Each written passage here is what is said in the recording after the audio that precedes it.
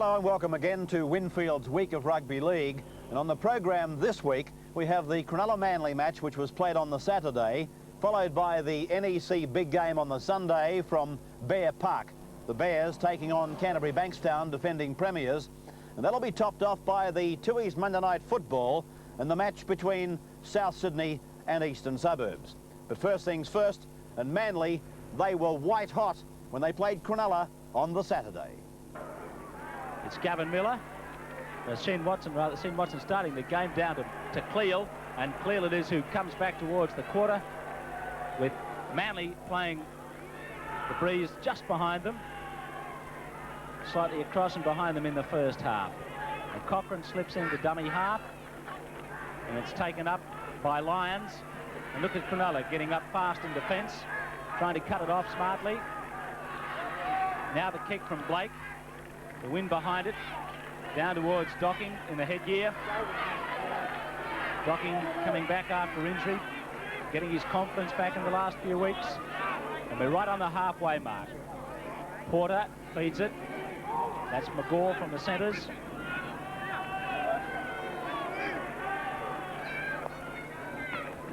Miller delays it, finds a good runner in Craig Diamond.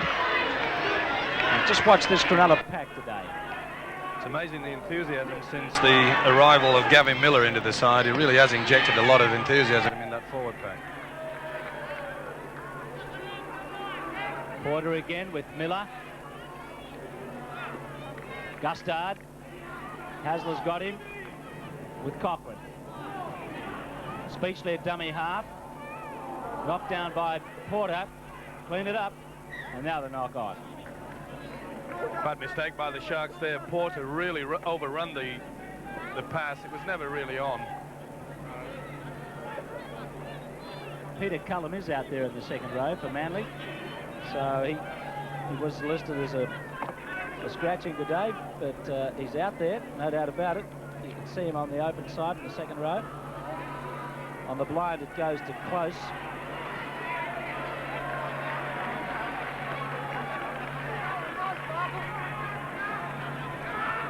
It's the new man on the wing, Foster. Daly is also under a fitness cloud. Look at Cronulla crunching in defence, 2 and 3. The bowler, the man over with the ball. Down goes Paulson. Hasler with Cochrane. Gets past Diamond. Good work from Hasler. We're just in Cronulla territory on the last tackle for Manly. Manly captain Cleal. Blake's kicking for touch. Won't find it. Docking. Big responsibility for Phil Blake there, because he's got to step into the shoes of Mitchell Cox, trying to organise the three quarters. And it won't be easy.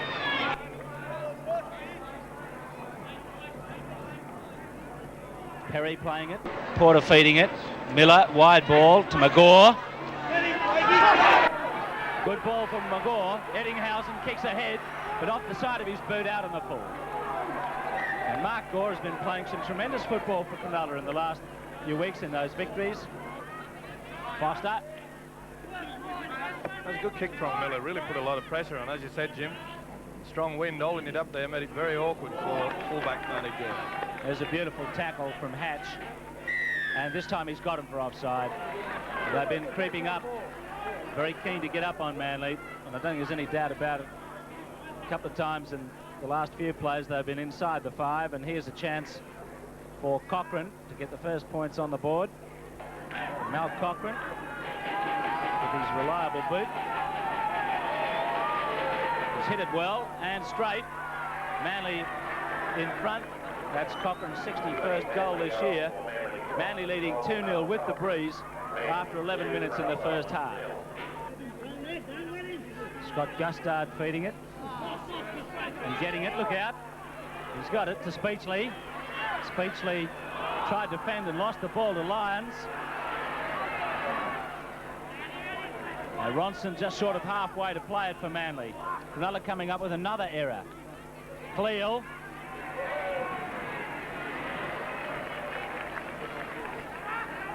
Cochrane.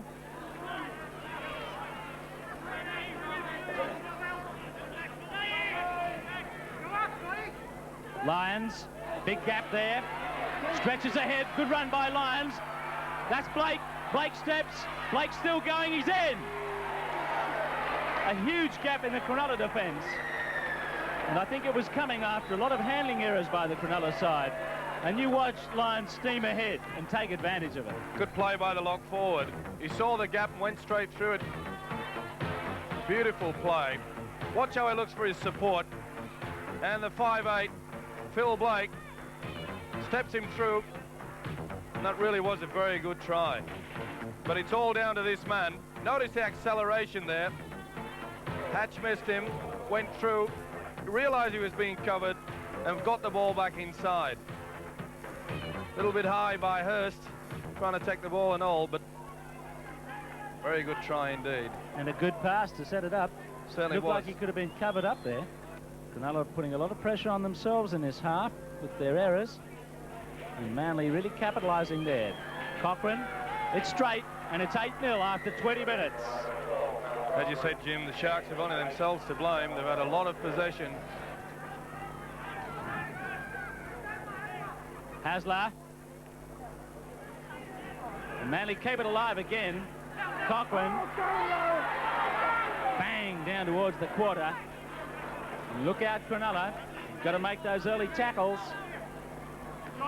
Blake. They hold off him.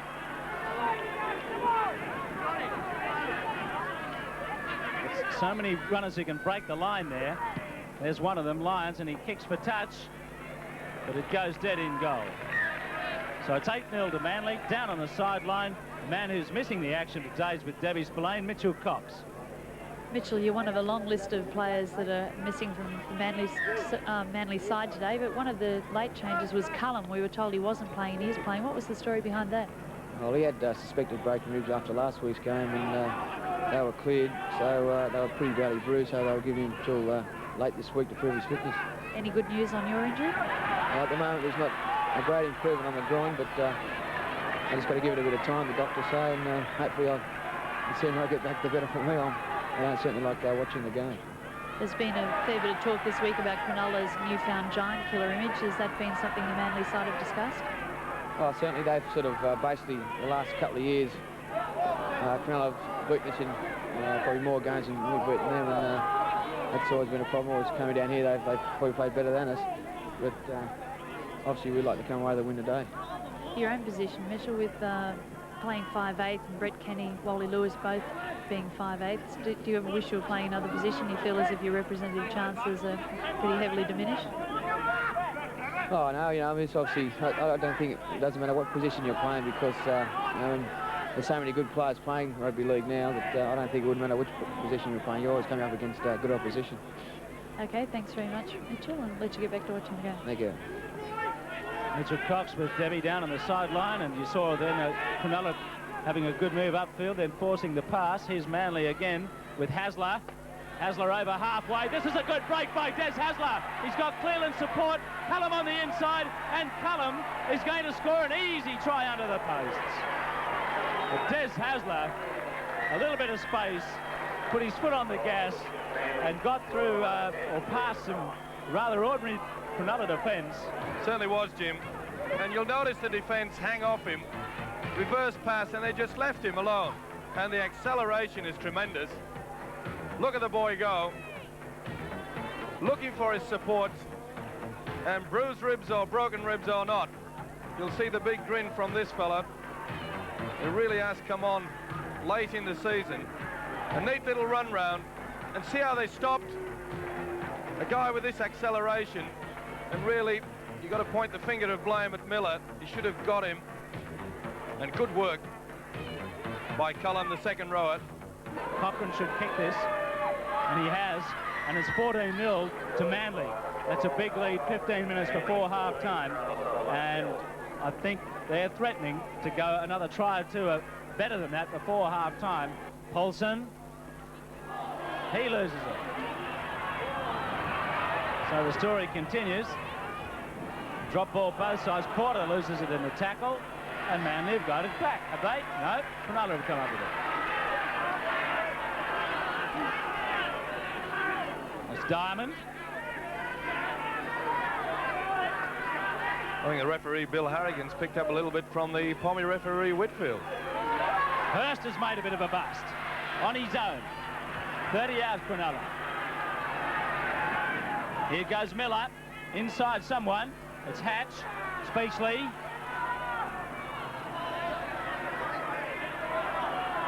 Miller again. Porter bumps forward. Last tackle for the Sharks. Miller off the side of his boot. Lottery ball. Close comes up with it.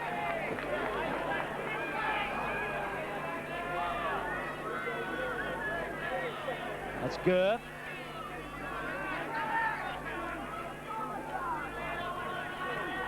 Ronson.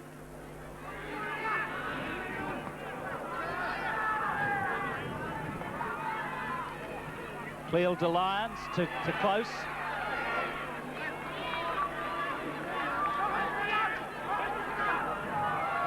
Blake.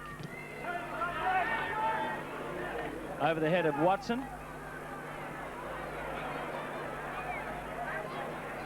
Good gain for Manly, this.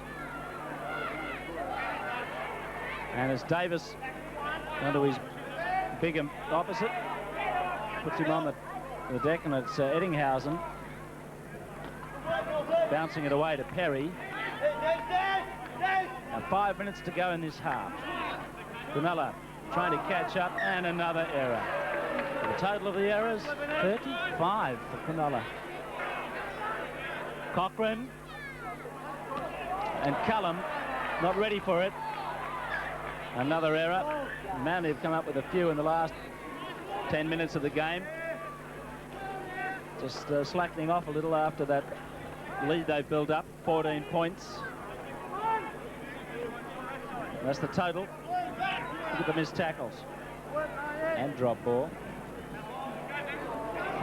Hasler with Blake. That's close. McGaw again, watching him closely. Blake. Blake full of beans.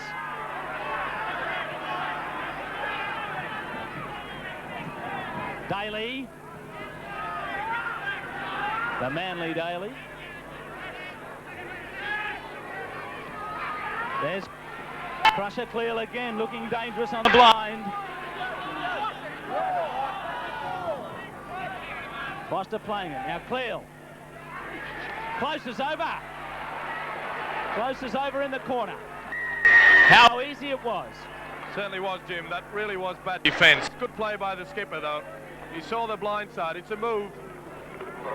He motions to go on his own, and watch the neat pass. The wingman's come in, Porter's inside,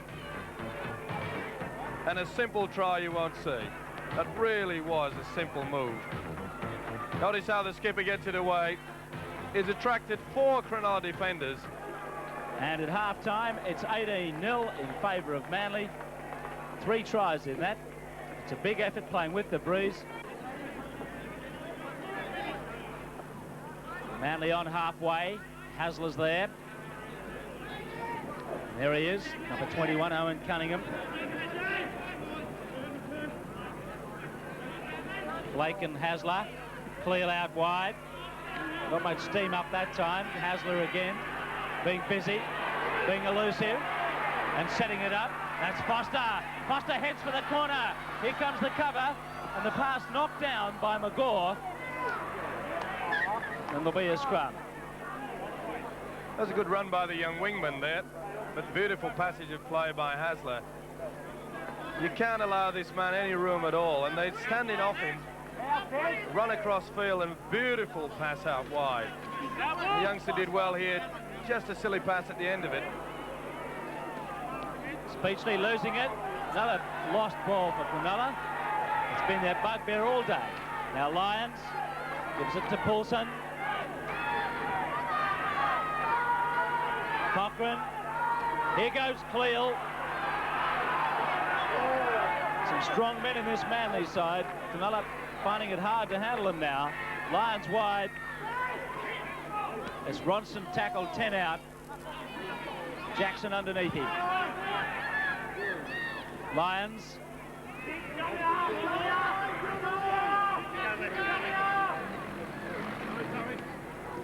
Cochrane kicks ahead. It's anyone's guess.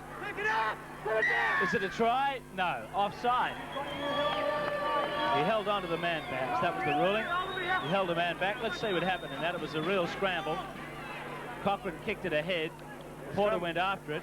Scramble's a word for it there, Jim, and I think a bit of an Irish lottery here.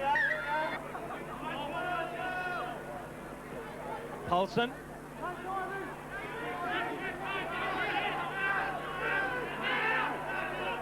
Hasler.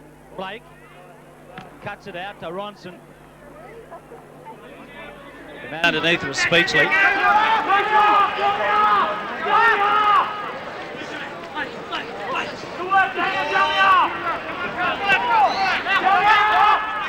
Cochrane with Daly.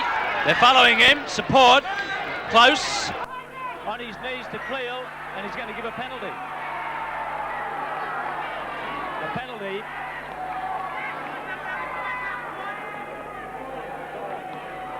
Was pulling for a deliberate forward pass here. Certainly wasn't held. Nope. The ball didn't hit the ground. And, I think we saw the signal. Forward pass. Deliberate forward. So Cronulla got a useful breeze behind them, but they can't get on the board. It's still 18-0 against them. First to play it. Porter. It's been very difficult to pick out the pattern of play that Cronulla are playing because they haven't held onto the ball long enough. Miller.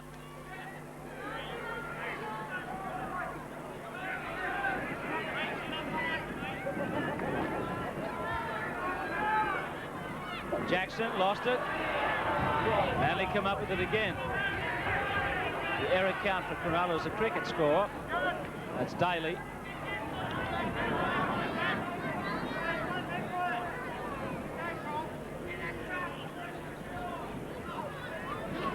Paulson. Hasler. Blake. Lions ball wide. Over Gur's head and into touch. Well, they're trying for the move, but the pass didn't come off. They certainly look a dispirited side, the Sharks, and you can't really blame them. This continuance of drop ball, bat passes, it's just undermined their confidence so much. I think they're looking forward to this final hooter. A long way to go. Hasler, away to Blake. Close, and it went forward. And you'll soon see that the referee's perfectly correct. And this is bad play by Close and bad play by Blake. And that's what we get with modern day football three-quarter lines. Straight. Another tight head to Manly. Blake. Here's Blake, look out, he's away. Foster's got it.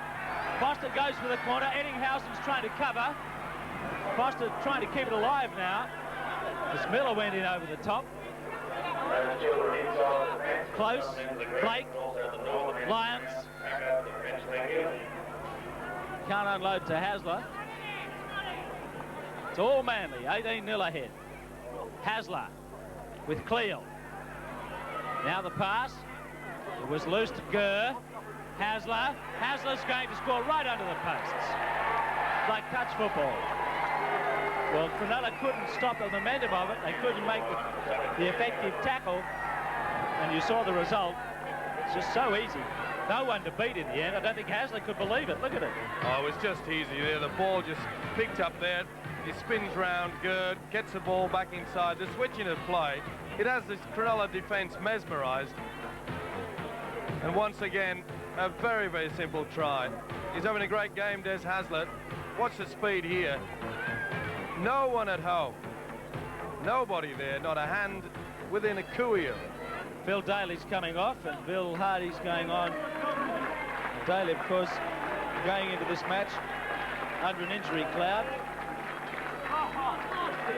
He's certainly done his work today, taking it up very hard, some hard tackling. Eddinghausen loses it, and it's another scrum.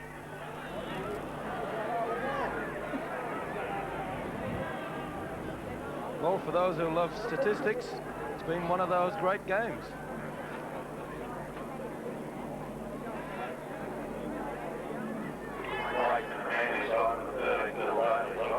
And just to rub salt in the wounds, the hooker Cochrane, 3 against the head. Haslap, Lions.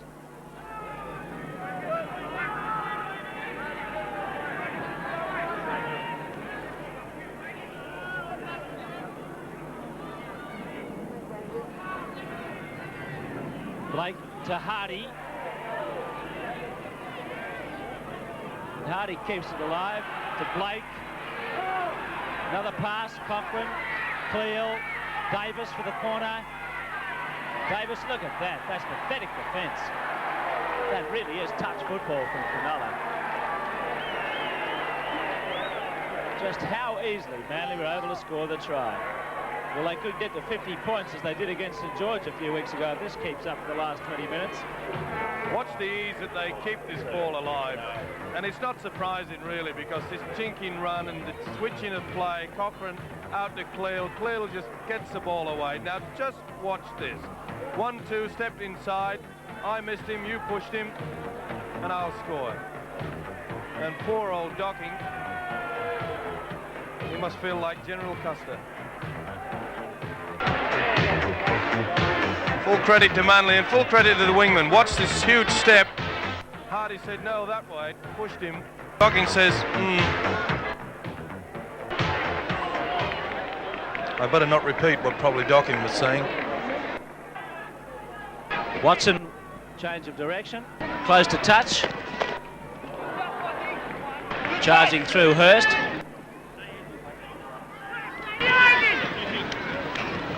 It's Cunningham.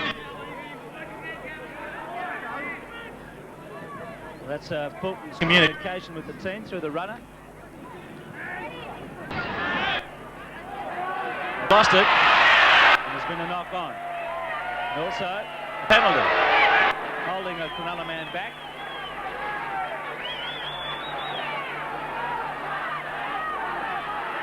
I think he got clear there for just... Caught McGaw's over. McGaw's over.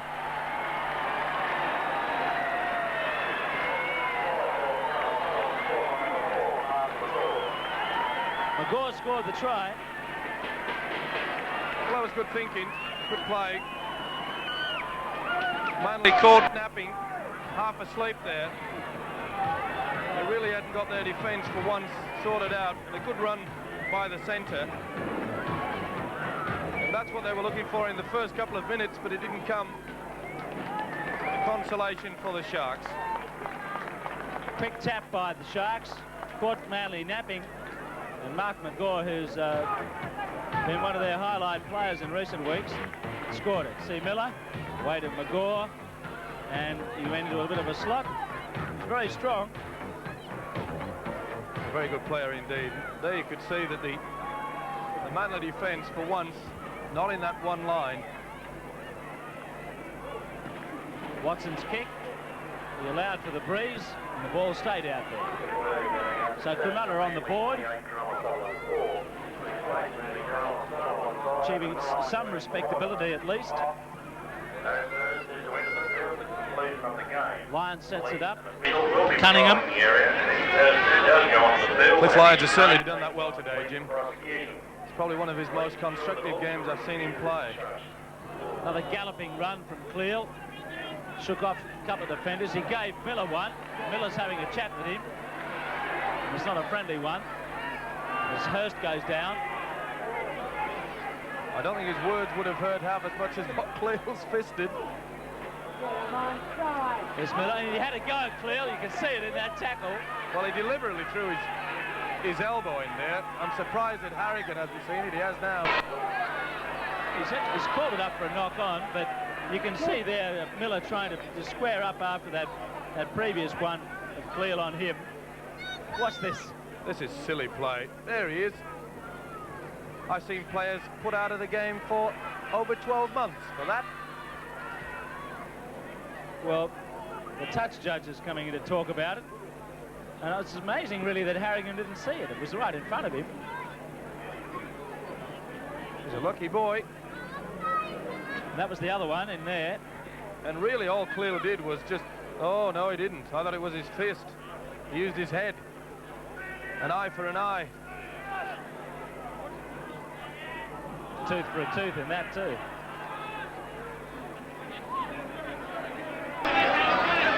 There's Hasler getting pushed around by Miller. Miller's showing a bit of a short fuse in the last few minutes after that knock from Cleal. Jolt with Cleal's noggin. Hardy.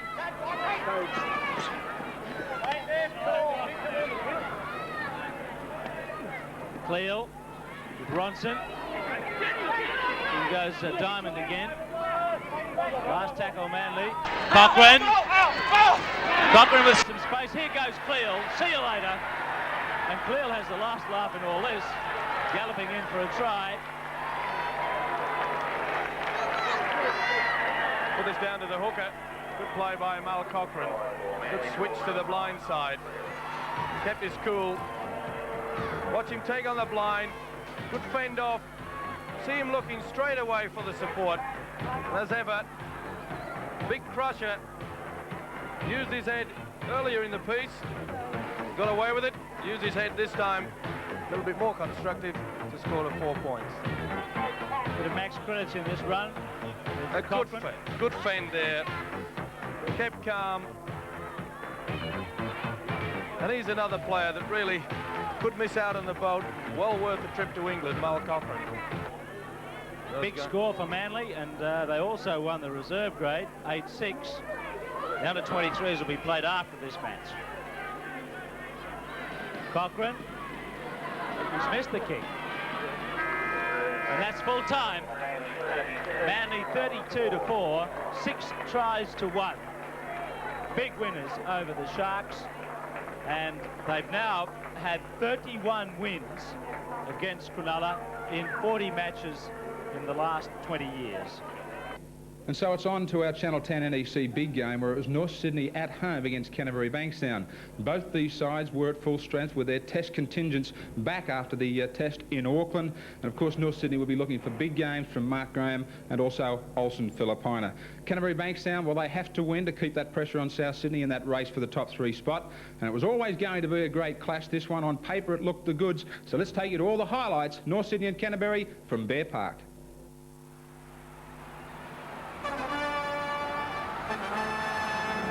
Welcome to the NEC big game in round 19 of the Winfield Cup, with today's match between North Sydney and Canterbury Bankstown coming from North Sydney Oval. The Bulldogs are in 3rd position on the premiership table, along with Souths on 25 points, while the Bears are just out of the 5 on 20. When they met in round 6 at Belmore, the scoreline certainly favoured Norths by 19-4. In fact, Norths are having their best season for quite some time, and come into this match after a bye last weekend with the following team: Conlon, Kiss, French, Florimo, MacArthur, Filipina, McCaffrey, Cannon, Graham, Jones, Bella, Lindsay and McKinnon. Canterbury, they take the field after a win last weekend over Eastern Suburbs. And here's their team: Sigsworth, Campbell, Farrer, Chris Mortimer, O'Brien, Lamb, Steve Mortimer, Langmack, Folks, Dunn, Kelly, Johnston and Robinson. And the referee for this, another NEC big game, is Kevin Roberts. North Sydney running from right to left. And Langmack takes it back to a point just inside the Canterbury 22. Campbell is the dummy half.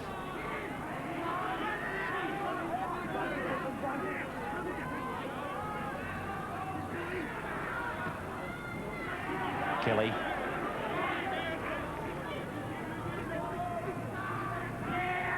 Johnston out from dummy half and making a lot of ground but losing the ball, so the first scrum of the game. Well, it's all well and good to be enthusiastic out of marker, but the two markers have got to combine and coordinate, and one's got to break one side and one the other. What happened then was the two North Sydney markers both went the same way. Johnson sensed it and made good yardage when he ducked out in the other angle. Filipina tied up by Langmack. Penalty to North Sydney, Canterbury inside the 5. Well, Billy Johnston, he can't argue because he was standing shoulder to shoulder almost with Kevin Roberts, but unfortunately for him, about 2 feet in front of him.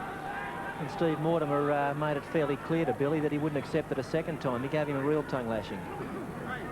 Well, North Sydney, you're talking breeze, right? We had some trouble through the lines there as it came to me.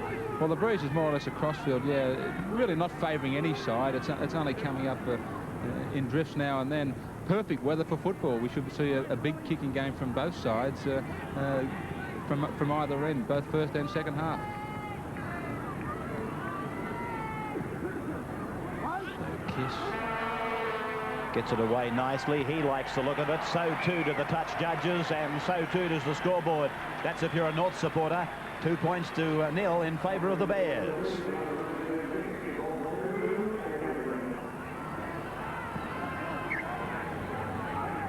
Terry Lamb kicking that ball way down to the North Sydney goal line. MacArthur comes back with it.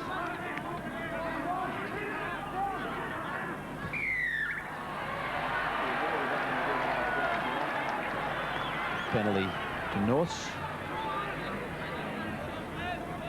And it's Cannon taking the kick for line. The lower grade results, 24-16 Canterbury the 23s and 16-10 North the reserves, and apparently Canterbury took a bit of a battering, did they not, Graham, in reserve grade? They certainly did. Peter Johnston is the most serious reserve grade front rower. They've taken him to hospital for a check. He received a finger in the eye, and there may be bleeding in the retina. And also Mark Bugden is in ice on the bench in the dressing rooms. There's a huge doubt as to whether he'll take his spot on the bench. So there's no reserve standby hooker for Billy Johnston either. Mortimer, Dunn. Oh, good tackle. McKinnon and Bella. Mortimer. Sigsworth. Playing in fine form is Phil Sigsworth. Since Canterbury fell on hard times as far as their fullback is concerned. This is Kelly underneath that pack of Bears. Lamb. Well, that looks to be anything but the kick Lamb was looking for, although North through Conlon have been forced to take it in goal.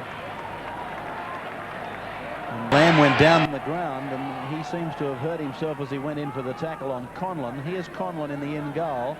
He gets back into the field of play, and Lamb went in hard, but he came off second best. I think you find that Canterbury will kick the ball a lot in this match. North Sydney have got a very big pack of forwards, and the long kick is obviously one way of turning them around and tiring them. Some attention there for Lamb now. Cannon's kick going down to Campbell, off the feet.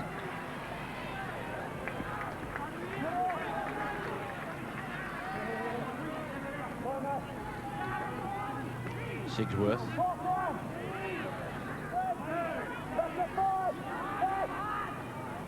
Oh, gee, that pass was forward from Billy Johnston to Kelly.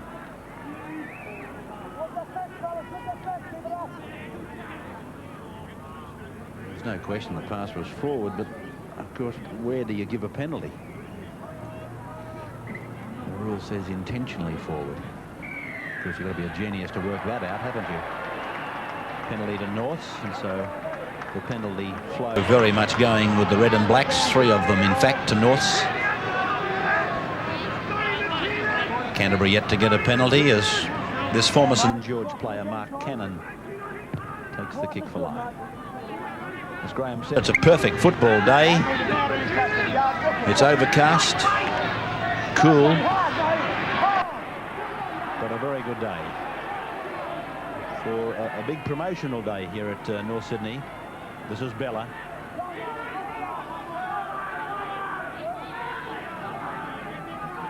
Two 2-0 in favour of North. Filipina. Away from Johnson.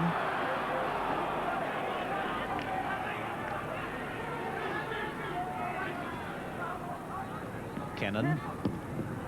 Kick will find touch. I think Sigsworth will probably... No, he's got a favourable bounce. It was heading for the touchline, but the tackle made by Kiss and also the second rower Jones. It's gone wide now to Lamb and across to O'Brien, who came in from the left wing. Farrell with that troublesome knee, heavily bandaged. Dunn. Langmack.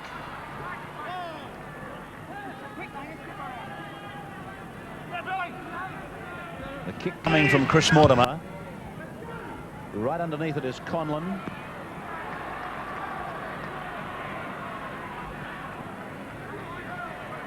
And this will be a penalty again to North Sydney against Canterbury for stealing the ball. Well, the bloke was going nowhere and they persisted in making the tackle.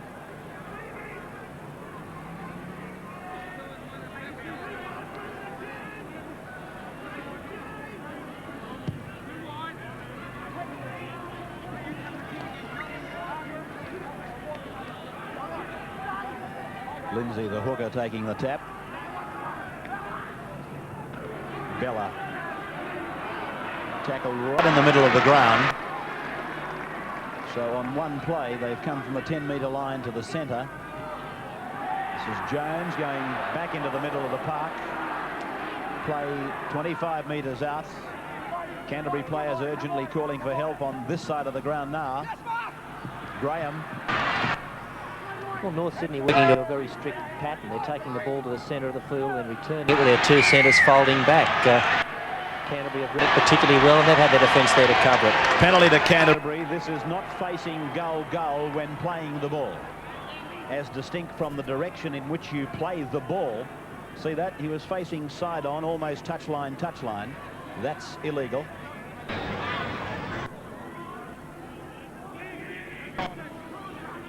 Farrow taking the line finder. Well, I mentioned that it's cool here. It's probably better described as cold, but certainly not as cold as Susan Normando, who lives in Calgary, Alberta, Canada. As O'Brien makes a burst down the touchline to the 22 and back inside for Sigsworth, who's tackled. And Susan is a good Bears supporter, watching it each week over there, and we're very happy to receive your letter and say hello to you from your own North Sydney Oval, Susan. Along with a lot of other Canadians, I believe. McKinnon back to Bella. Bella's to within 5 metres of the halfway line. Across now it comes to Filipina and now to Florimo.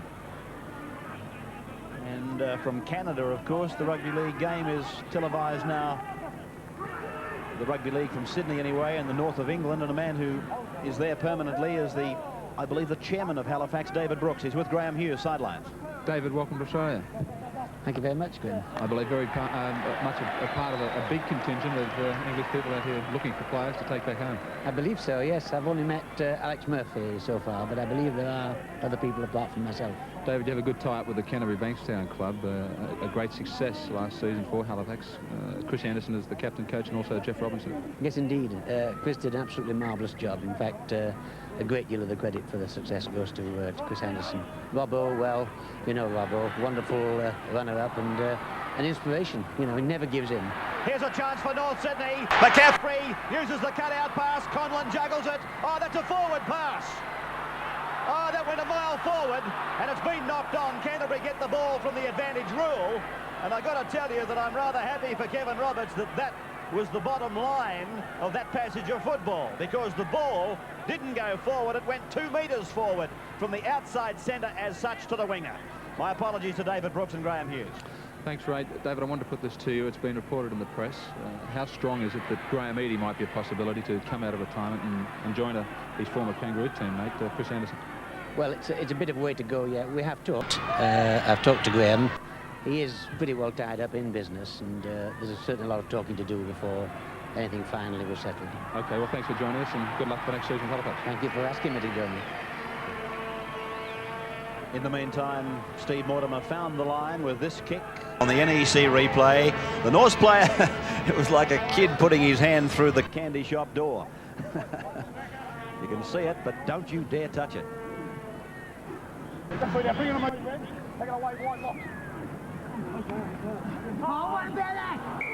Penalty, Canterbury.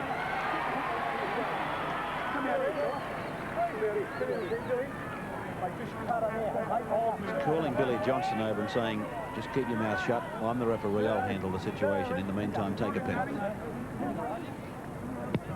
I can only imagine that Bill thought he'd been penalised himself and decided to mouth off, and then looked up and saw the arm pointing towards his team. This is Folks now.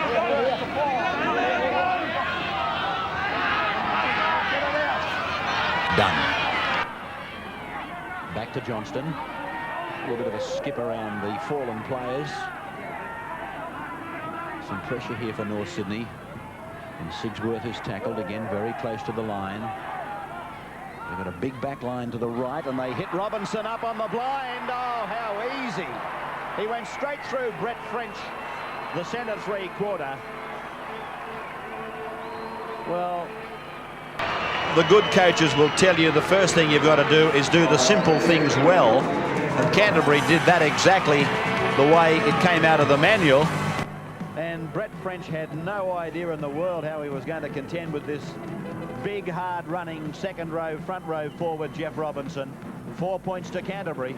This was a very well-engineered try, well set up by Canterbury. They got themselves into the field position they wanted. Mortimer skipped out of dummy half, threw the pass across the face of one player and onto Jeff Robinson. He's only 26. Jeff, it seems like he's been around for quite some time, longer than a man of 26. And he came out of the Chester Hill Club. I've got a funny feeling that this little fellow, Terry Lamb, came from the same area and, in fact, from that same club.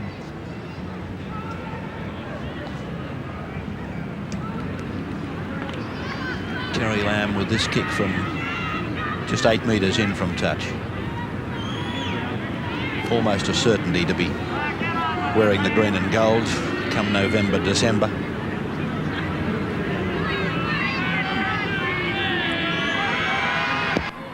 Beautiful kick. Absolutely beautiful kick. So Canterbury Bankstown lead North Sydney by 6 points to 2. You're watching the NEC big game. Lamb. And they've gone for the kick on the first tackle. O'Brien is leading the race. Still a chance. Cleaned up by North now. Line dropout will restart the action. See it again. A play that is being used by so many. In fact, I think the first time I saw it was in a state of origin out of Lang Park when Dale Shearer actually scored. He seemed to have brought it to Sydney, and with Mitchell Cox they've worked up a fine combination. Drop kick by Florimo is ordinary. Folks.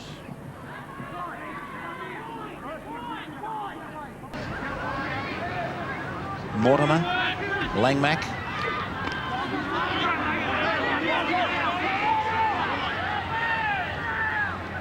Steve Mortimer, Terry Lamb cuts out Chris Mortimer. Sigsworth gives it to Farah, and Farah tackled nicely around the legs by Brett French. Folks.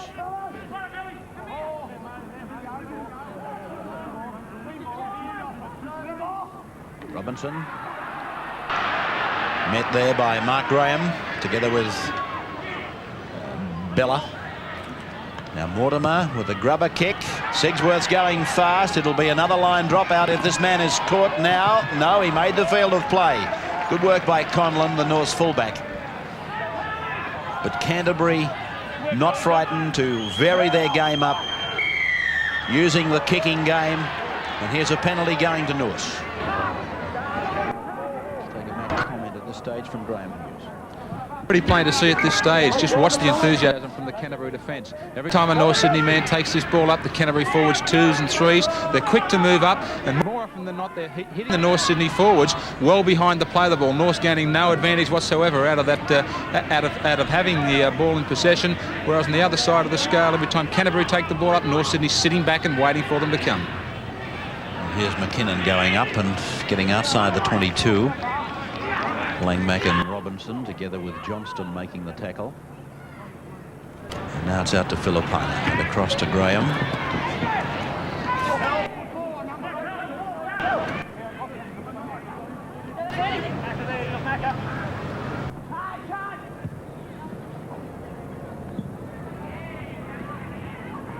Sigsworth. Away from Cannon, away from Bella. He's right on the halfway line. Over it, and O'Brien knocks on. So a scrum.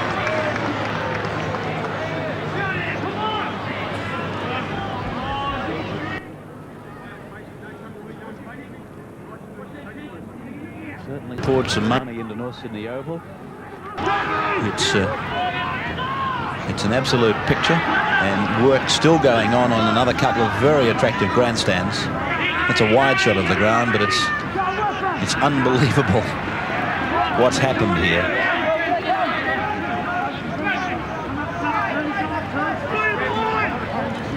Bella.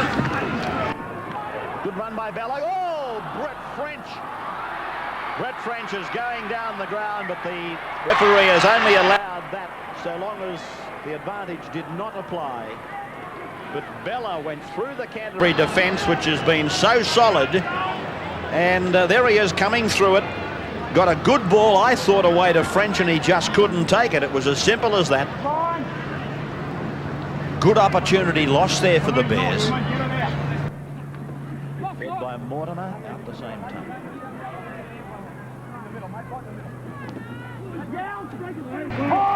She saw a kid in the street the other day with the Canterbury 7 on his back, and what did he get written above it? Archbishop. So Lamb's pass goes behind him, picked up by Sigsworth. Now it's with Langmack.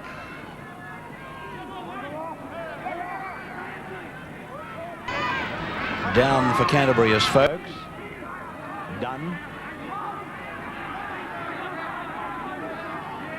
Gained 5 metres on that play. Mortimer has gone over the advantage line, put the kick in. It's going close to the touch line. Conlon is forced to take it over the touch line, so it'll be a Canterbury feed.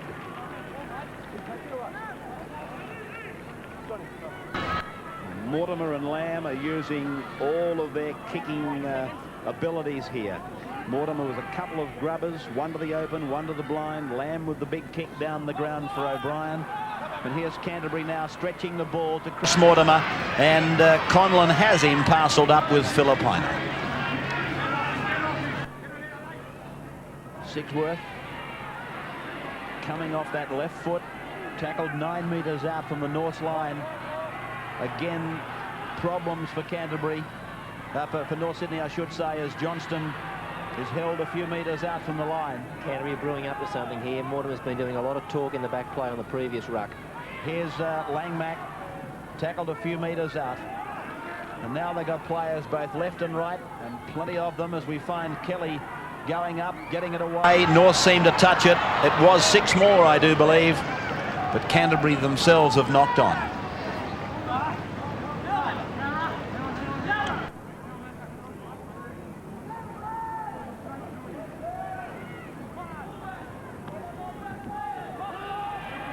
Mortimer flick passes to Langmack, who broke from the scrum quickly. He's now playing the ball a few metres out from the line, as you can see from that picture. This is Paul Dunn working it back into the play the ball. Lamb is wide and calling, but they've gone blindside again. This is Campbell. Canterbury really hitting that blindside when they've been in try-scoring areas. Steve Mortimer to Kelly. The line just in front of them. Billy Johnston from dummy half and held up. This is Florimo. North could make the job a lot easier than they are. They're belting the ball up one out off the ruck and making themselves sitting targets for Canterbury. They're enthusiastic enough, but if they could just introduce a little bit of variety, I'm sure that it would wrong foot the Canterbury defence. Sigsworth goes back after the Conlon kick. And for one of the few moments in the first half, Canterbury are in fact in their own territory. The defence has been just so solid. Chris Mortimer back to Billy Johnston, away to Paul Dunn. Dunn looks around. Who wants it? Lamb says, I'll take it. He makes ground. He makes good ground. He's gone 30 metres. He kicks for Steve Mortimer. And taking the ball is John MacArthur. Well, again, we've seen the example of a player wanting to beat the defence with the little kick. And it's a talking point in rugby league. It's a fairly common talking point. The modern era of rugby league players seem to want to use the kick more than anything to beat the opposition when you've almost got a situation of one-on-one. In my opinion, they use the kick too often. Yeah, I tend to think that if players that were on their own took the opposition fullback on, that as many times as he'd make the tackle, he'd miss the tackle. The kick down the ground, taken by Sigsworth. And now it's Campbell. Oh, Campbell's made a good run. He had no ground to work in. Here comes Lamb, and now Folks, and Folks, will he go all the way? No, he's a metre out from the line. Struggling for a quick play, the ball. Held down by Mark Graham. Taps it forward, and it should be a penalty. He's going to give a penalty try. I believe he's going to mark the spot and give a penalty try to Steve Folks. He hasn't made the decision as yet. Well, there's the kick ahead. Folks is held out of it. I'm almost certain that Kevin Roberts is going to give a penalty try here to Canterbury Bankstown. We'll have to wait and see. He hasn't made the indications as yet.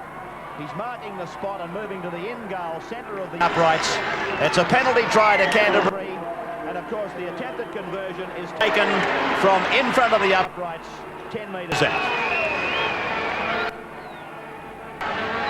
Well, the last penalty try we saw, I think, was the controversial one at Leichhardt, scored by David Brooks. And that day, I think it was against Canterbury. It was, but I think Kevin Roberts did everything right here. He took time to make his decision. He didn't make it lightly. He called the touch judge in, and having thought about it, he decided that a try was the way to go. And I agree with him after watching the replay. Well, that's an interesting point that you make, Bill, and I'm not sort of picking on you, and I'm not trying to start an argument, but as you said, after watching the replay, I agree with him. And, of course, a lot of people tend to forget that the ref's only got one look at it. But it's a split second.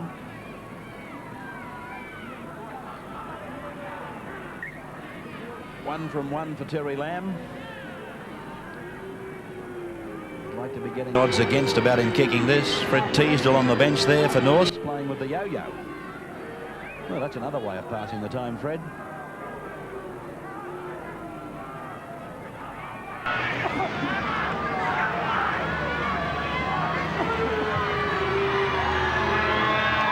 Lamb successful. Canterbury extends their lead to 12 points to 2 in the NEC big game from North Sydney Oval. Langmack. Every time they take it up, they're making... It's starting to look ominous, isn't it? The Canterbury forwards are making progress and North's waiting. Conlon was standing back deep.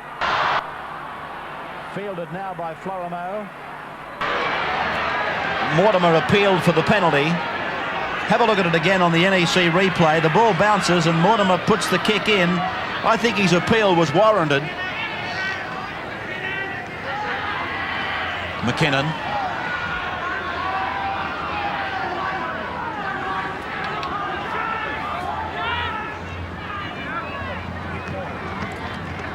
Jones. Tomorrow night, Souths and Easts in Tui's Monday Night Football. Conlon's kick, quite a big kick down to Sigsworth. It didn't make the Canterbury fullback do any work. Now Campbell will go away from dummy half. No, he's given it to Farah and run round.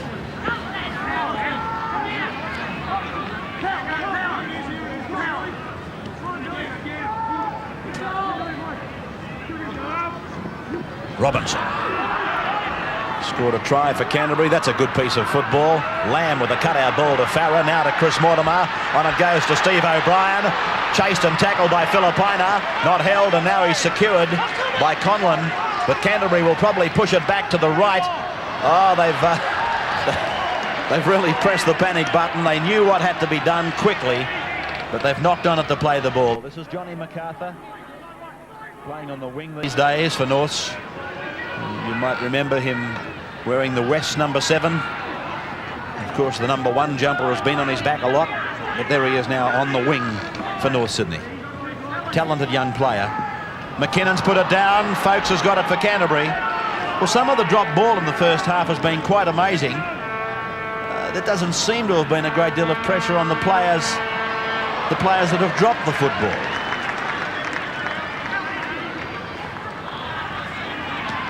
Kelly's lost it. Sigsworth has come up with it.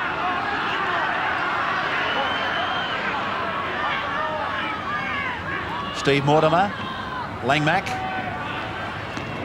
Off a North Sydney hand. Scooped up by Farah. Here goes Lamb. He's around Bella. He's inside the 22. Mortimer rakes it back, and Canterbury have got 6 more tackles. Again, it was touched by North Sydney. Mortimer goes to the blind side. The long ball to Terry Lamb, and there's a Canterbury try, scored by a magnificent combination of Steve Mortimer and Terry Lamb. North Sydney absolutely run ragged here by these small Canterbury players. Mortimer and Lamb, they kept it alive, they engineered it, and they finished it off. This try is the result of pace of playing the ball, pace of thinking, and pace of passing. A beautiful ball by Mortimer to Terry Lamb, and of course he did the rest. Here it is again, as Terry Lamb will come straight down the barrel of this corner camera. Nothing more to be said, but Canterbury simply kept the ball alive, made the ball do the work. And this fellow, Terry Lamb, the best supporter of the ball carrier I think I've seen in rugby league. 5 metres in from touch, he is attempting conversion of his own try. 22-metre line is where he's placed the ball. I was telling you they had a goal-kicking competition earlier. Graham Eadie, George Tailforth. On your camera now, John Gray, Alan McKean, and Bobby Lanigan. Lamb's kick is just off the line, and the scoreline in the NEC big game remains unchanged. Canterbury 16, Norths 2 from Bears Park. There's the siren, the end of the first 40. Very much an exhibition from the Premiers that reminds me of the match we saw them play against West at the cricket ground a few weeks ago. Let's take a comment from Graham Hughes. It certainly does. It was a big performance from the Canterbury forwards, especially here in this first 20 minutes. Their defence, more than anything, has set up this big half-time scoreline. They really do have the North Sydney Bears going backwards when they are in possession. I don't think we're about to see a miracle in this next 40 minutes of play, but if the score is going to remain respectable, then the New Zealand contingent of Philip Heiner and Mark Graham are going to have to stay involved, especially in the 40 minutes of every facet of the North Sydney play. The Duncan Thompson stand, well accommodated. But as I pointed out earlier in the telecast, there are several extensions and renovations being made here still to complete this park. Canterbury to get it going for us. A big lead at half-time. 3 tries, 2 goals. 16-2. Lamb's kick going down right into the corner. Conlon comes back.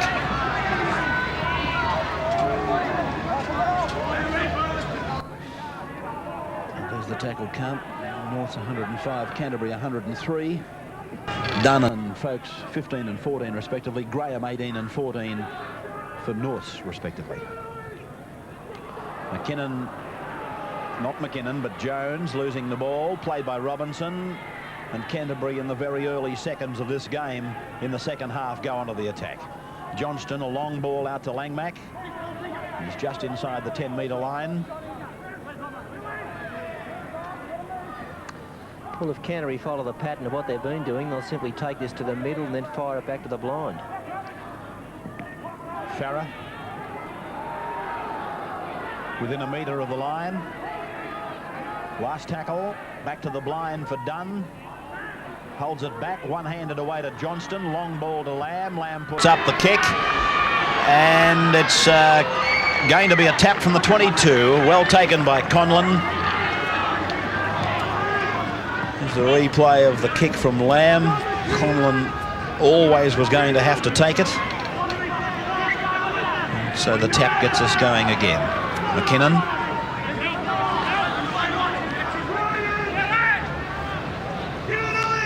Martin Bella.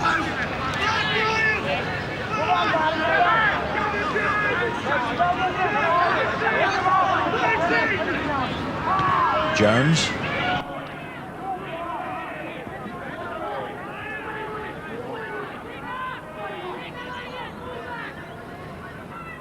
This is French.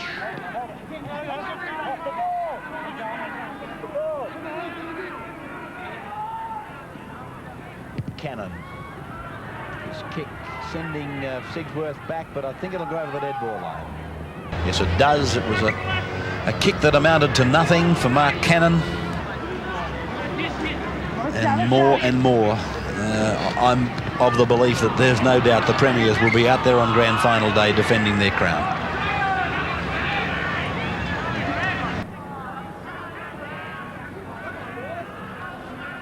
Let's take a match comment from Graham Hughes. Further to what I mentioned as the players were coming off at half-time, North Sydney, Mark Graham's just not really getting involved enough for mine. I know they really are searching for a miracle, being behind on the board here, 16-2. But we've seen North Sydney since half-time.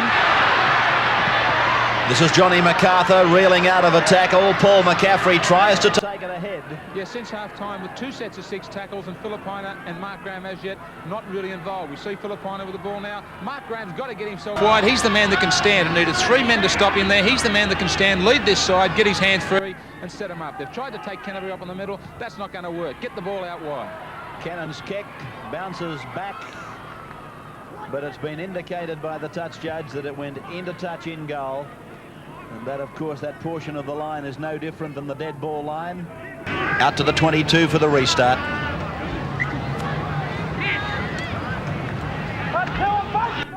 Kelly.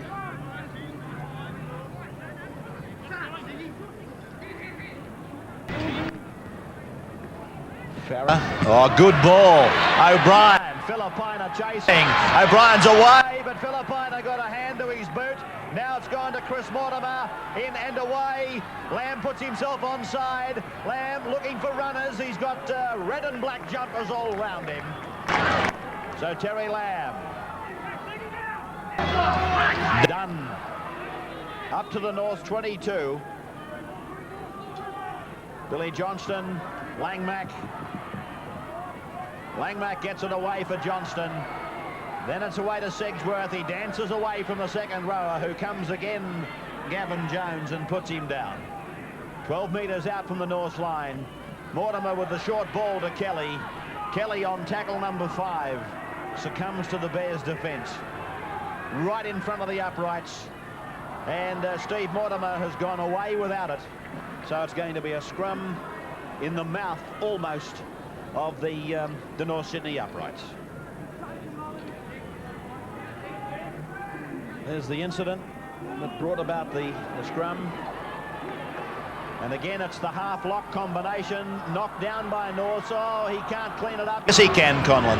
Another scrum. This time it'll be a Canterbury feed. And that amounts to enormous pressure coming for North Sydney. The Bears, they can't afford to let Canterbury score again. And so far, the ploy of Mortimer ducking into one off the ruck or getting the dummy half and simply throwing a long ball has bamboozled the North Sydney defence, and don't be surprised if they try it again. So this time it's Steve Mortimer feeding it. They won that previous scrum against the feed.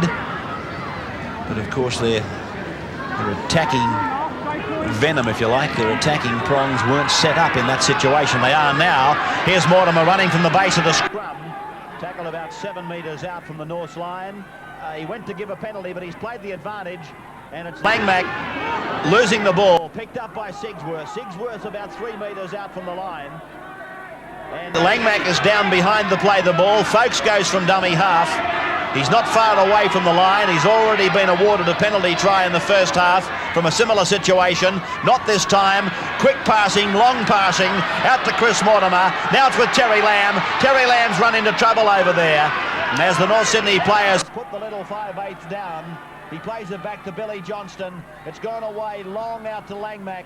And Langmack looking around for support. Gets the pass out the back and knocked on by Chris Mortimer. So a scrum will form 10 metres out from the North line.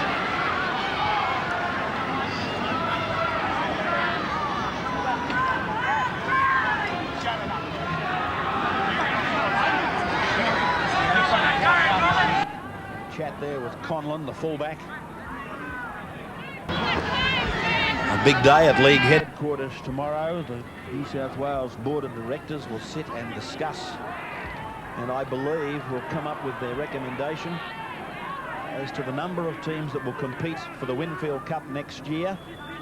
Of course, the three alternatives are 14 teams, as is. Ball stolen by Lamb. Away to O'Brien, heads for the corner. Oh, that's a good try. You can talk all you like about what happened to the North Sydney defence, but I'm going to tell you from Steve O'Brien's point of view, that is a strong winger's try. Lamb took this ball away from Les Kiss. He darted a couple of paces in towards the corner, and then O'Brien has three defenders coming at him. He holds off MacArthur, and the other two, well, he beat them as well, and that's a very strong winger's try. Lamb's got the knack of being able to pinch the ball in the tackle. He got it onto O'Brien. O'Brien was hit. He went through three defenders and charged over. This is a great try. I can see Chicken Norton as I look down, coming out of the grandstand. He's going down to the bench. He'd be a very disappointed coach in this try being scored, but I'm looking at it on the positive side from O'Brien's point of view. That's as good a try as he's going to score because of the fact that he was able to withstand such... Well, he had little room to work in, and he was able to beat a couple of the tackles at the same time. 21, a bricklayer, and the Moorebank Rams in 83.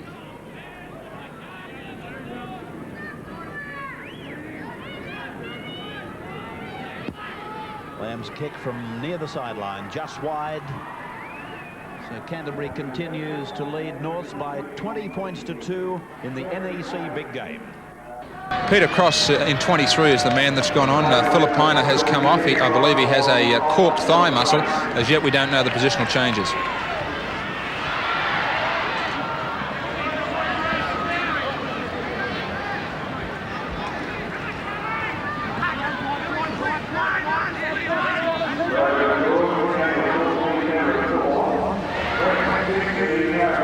Langmack. Oh, a move has opened North Sydney up, Steve Folkes.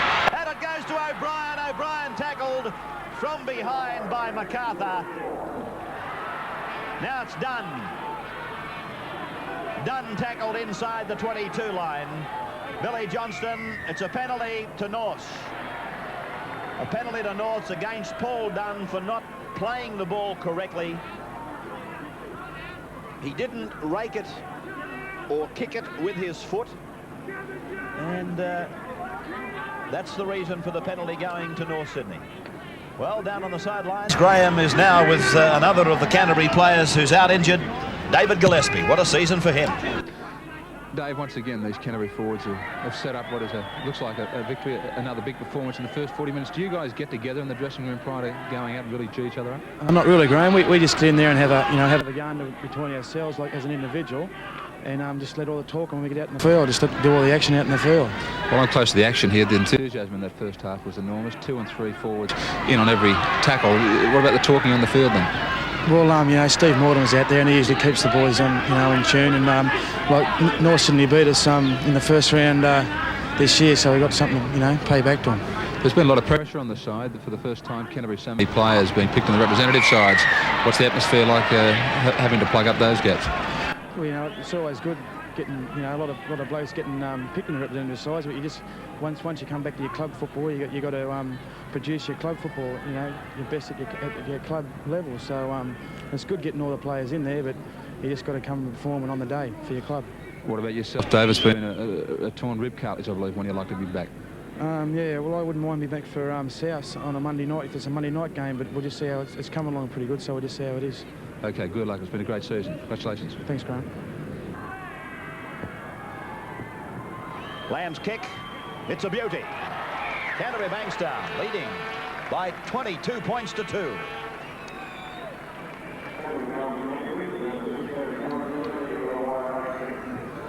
Robinson.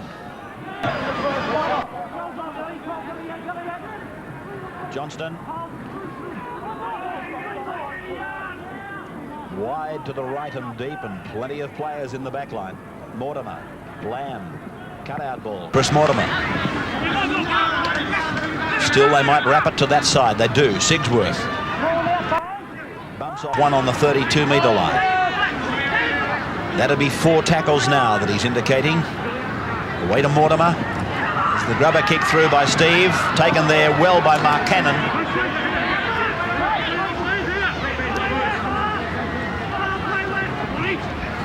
Little exhibition from Steve Mortimer of his ability to control the football off the hands, off the boot. This is Graham. Oh, good pass by Graham. That was a great pass. French away to Kiss. Campbell makes a tremendous tackle on the North Sydney winger. By Jove, that was a tremendous test of Campbell's pace. North Sydney, can they score? Across it comes, and it's Conlon the fullback. Across it goes, wide. Florimo, he's got to score. Yes, Greg Florimo. Not only is he going to score, he's going to go back around and give his goal kicker an easier chance. Well, that all came from a magical pass by Mark Graham. And here it is, the ball that set it all up. Brett French was running like the hunchback of Notre Dame. He had the football on his back and carried it for a couple of paces. But that was a tremendous contest between Kiss and Campbell. And then the ball was spun fairly quickly after that kick through by Mortimer by the Bears. It came across for the replacement Peter Cross to give it on. Cannon got involved, and so too did another North Sydney player before Greg Florimo. Skirted out wide, came back in field, and North scoring a very good football try, a very good rugby league try indeed for this man who performs pretty well on the skateboard.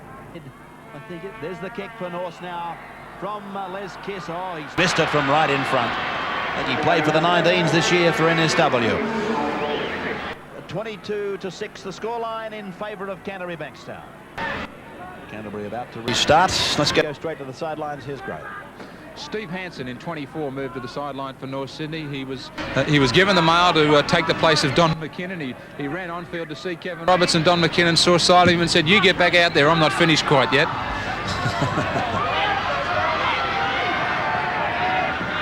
Conlon. So back to his pardon me, back to his previous position. Goes Steve Hansen. This is McKinnon. Just find it hard to believe that a coach could tell a player to go on and replace someone else, and then the player being replaced says, "I'm not coming off." Conlon putting in a very big kick. Kicked it from just inside the 22. It landed down on the Canterbury 22, and here's Campbell. Now Hansen's going back to the sideline, and the coach decided to have his own way, as it should be. It'd be funny if he replaces somebody else this time. Farah to play it now. Mortimer back to Farah.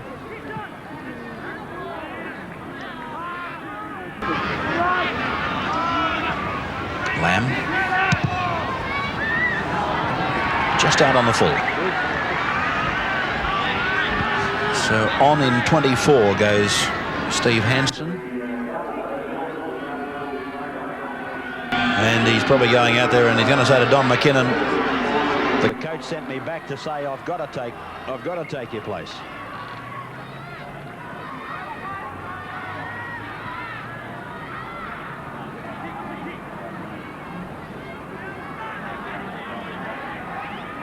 So Don McKinnon slowly coming from the field. Lamb.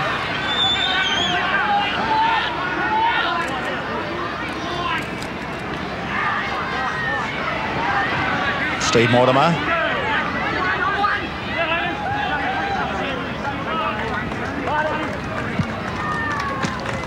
Johnston.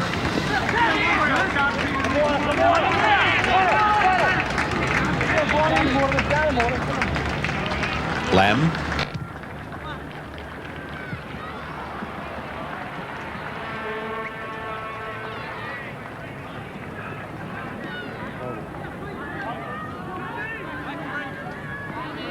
Scrum going down inside the North 22.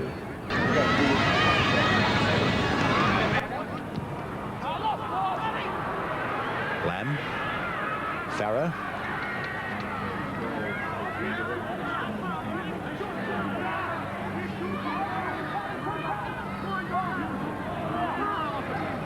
Oh dear. Canterbury so often today have moved to the conclusion they were looking for, and then somebody has made just elementary mistakes at the play the ball. Fed by McCaffrey, won by the Bears.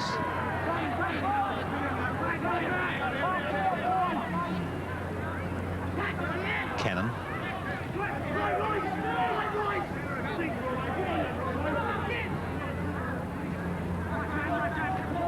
Graham. Long pass and a good one, finding Brett French. Graham going for a run himself, about 10 metres down that blind side.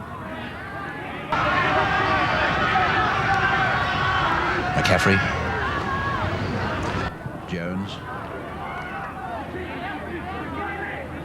5 gone now for North. Cannon. And that's a good-looking kick. He's found touchdown on the Canterbury 22 line.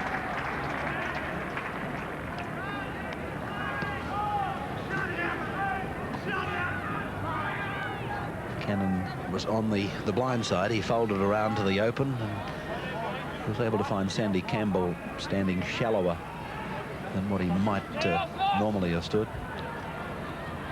Lamb in and around and outside the 22. A big fend then by Lamb, inside for O'Brien. He's away from the second row forward. The fullback is chasing. I don't like his chances. O'Brien is heading for the corner, and it's Canterbury Bankstown with Steve O'Brien scoring his second try. Terry Lamb was the man who set it up. Little Barber, he's having a blinder of a game. Steve O'Brien scores his second try. Well, what is there in the game of rugby league that this little fellow can't do? And there he is. He set it all up. He fended off a forward as though he was getting rid of an opposition halfback. And then Steve O'Brien went for the longest point on the ground and picked up his second. Well, Terry Lamb has got it all. He was able to push off a tackle, found his way through a little hole, but let's give a lot of credit here to Steve O'Brien. I thought he timed and positioned his chop back inside to perfection. He took the ball on the fly. Conlon, the North Sydney fullback, had the angle on him, and for a while it looked as if he might have stopped him short of the line, but O'Brien's got plenty of pace and he was able to go on with the job. Steve O'Brien scores for Canterbury Bankstown, try number 5. Attempted conversion by Lamb. It's hit the upright and bounced away. No change. Here's the NEC big game scoreline. Canterbury 26, North Sydney 6. Folks plays it back to Johnston.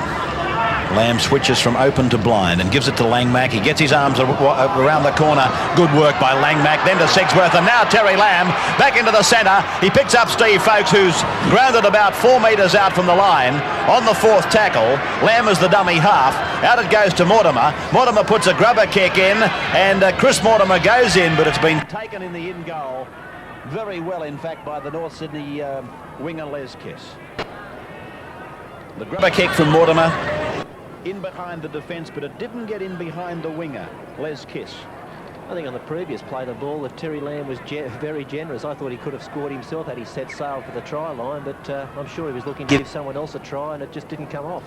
Florimo's drop kick is taken back by Farah towards the 22 line. He's met and put down by Hanson and Jones. Across to Steve Mortimer, now to Lamb, done out wide. And gets away for Sigsworth inside. It came off a North player, and Terry Lamb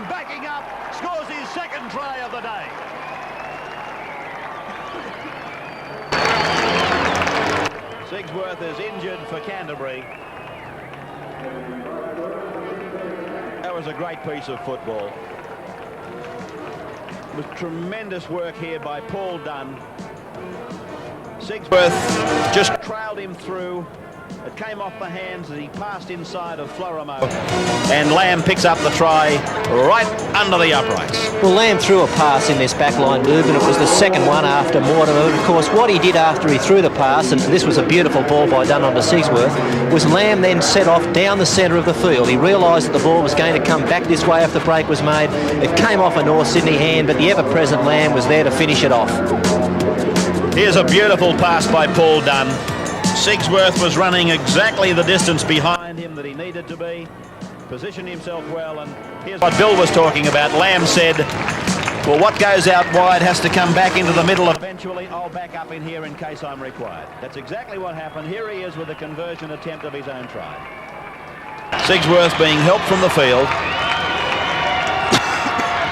There's the conversion, pardon me, successful for Terry Lamb. And there's the new scoreline. Canterbury 32, leading North 6.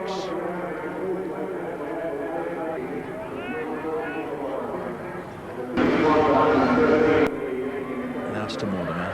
Away to Lamb. This is Folks.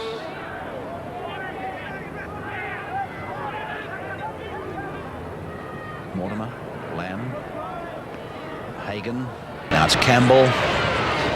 And tackled. Not into touch, though. Just into North Sydney's area. Kelly.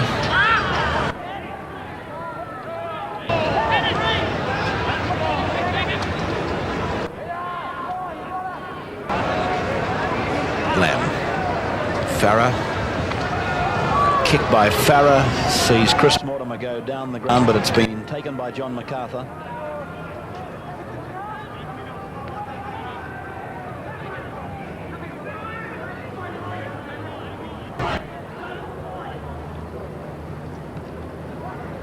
Jones.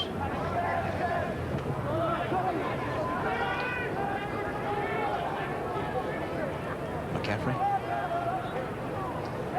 Through Cannon. That's Hansen now. Good run by Hansen. Folks making the tackle. Cannon. Hagan back there. He's fallen over. He'll score. Yes, it's a try for Mark Cannon. Well, in a side that's been badly beaten today, Mark Cannon has continued to try his stomach out. He's given his all, and he's been rewarded, if you can call it a reward, by a try in the final stages of the match. Well, the fullback for Canterbury was Michael Hagan. He'd come on into a position he was unaccustomed. But it was a good kick by Cannon. He realised there was a little bit of space to put the ball into. He was fairly fortunate that Hagan did slip, but he was on the spot to carry on with the job, and that he did.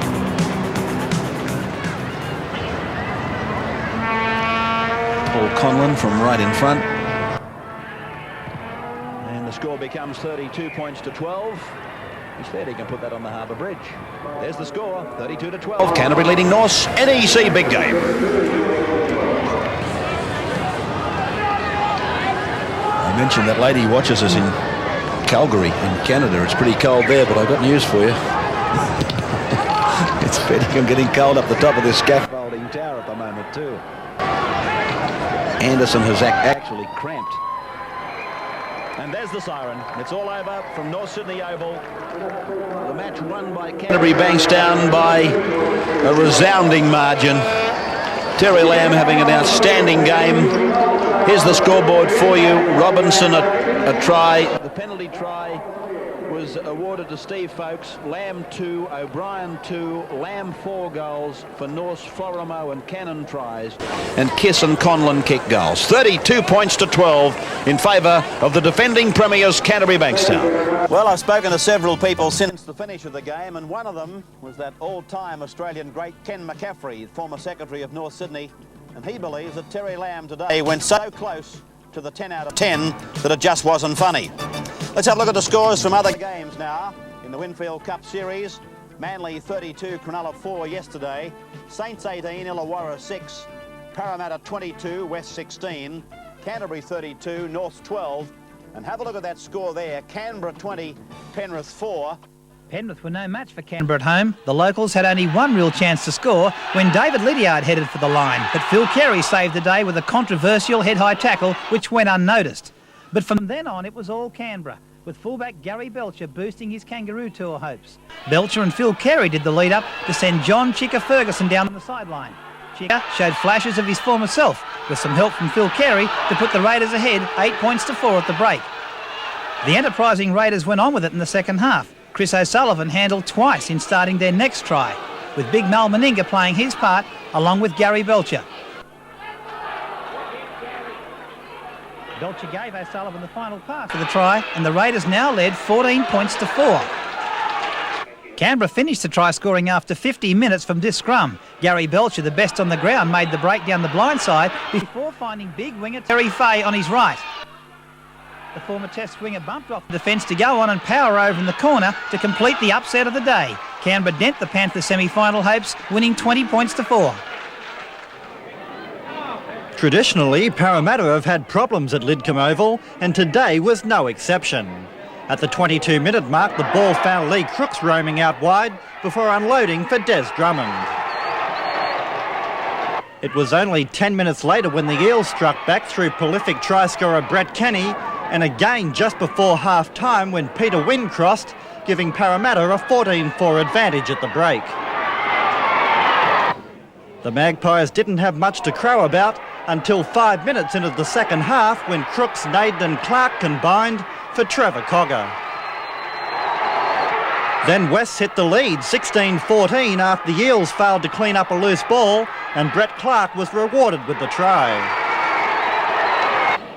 Then, heartbreakingly for Wests, a soft try from Sterling midway through the second half was enough for Parramatta to rejoin the winners' circle with a thrilling 22-16 victory. Down at Wollongong, St George kept its final 5 hopes flickering with an 18 points to 6 victory over Illawarra in a match controlled by colourful English Test referee Robin Woodfield. The scores were locked at 4-4 at half-time, but the Dragons finished much stronger to score 4 tries to 1. The score would have been even greater in Saints' favour, but Test winger Michael O'Connor landed just 1 goal from 5 attempts. Owen Martin, Eyewitness News. On Monday night at the Sydney Cricket Ground, Eastern Suburbs played South Sydney. The Roosters were out of semi-final contention, but for Souths it was their most important match of the year.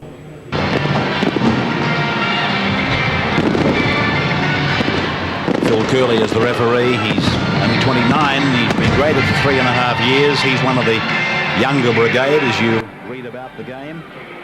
He's been refereeing for 10 years.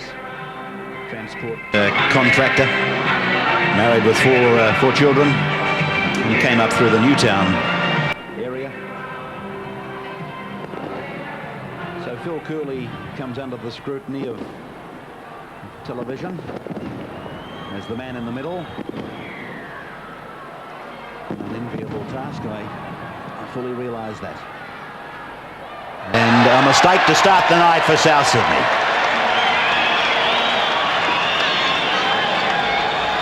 Michael Andrews wears the number 8. He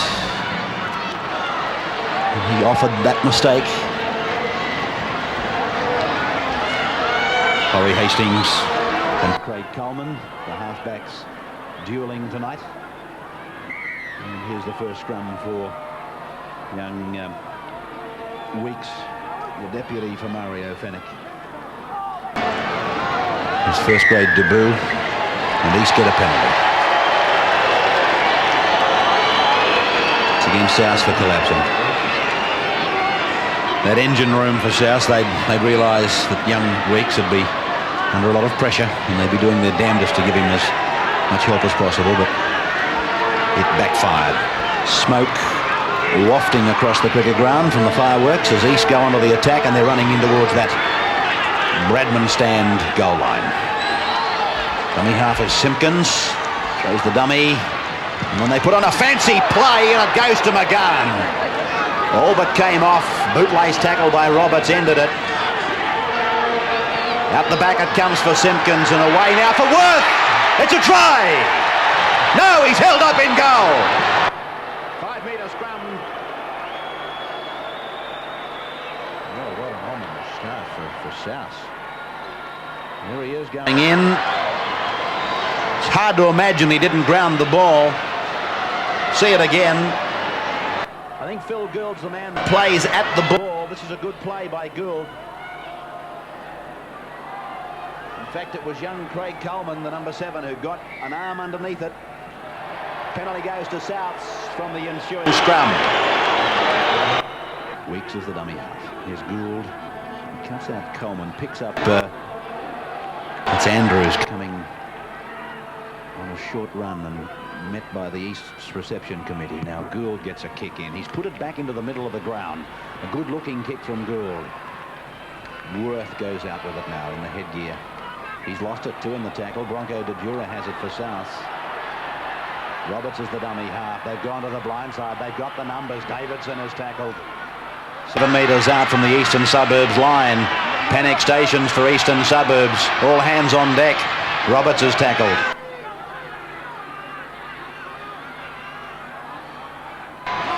Gould. Coleman. Long pass knocked down by Simpkins. And it's going to be a scrum about 15 out from the East line with South to feed. It was just as well that Simpkins got a hand to this one. The ball was thrown over the top by Coleman. Souths had the numbers. Desperation move by the Eastern Suburbs number 12, and it paid off for him.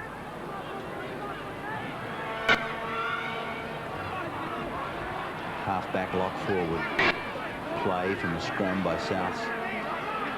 And away it goes now, out to Bronco de Jura, on to Baker. Baker gives it to Cruikshank. He puts it down and beautifully picked up by Worth. A simple skill in rugby league to be able to pick the ball up on the run. Sometimes prove a very valuable one. And they've lost it again, East. And it's Chisholm getting it away. Roberts knocks on. It should be East ball. It is. Tessman to play it.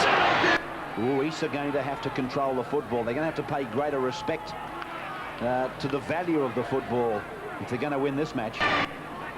13 is Mackay.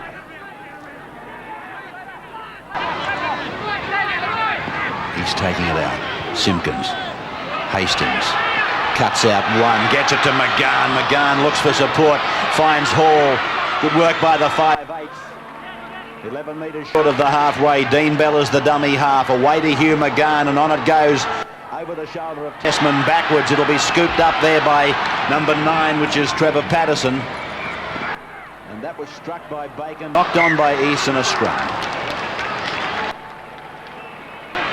There's the lowers. 26-14 East, the 23s. And 34-4. East 1 reserves.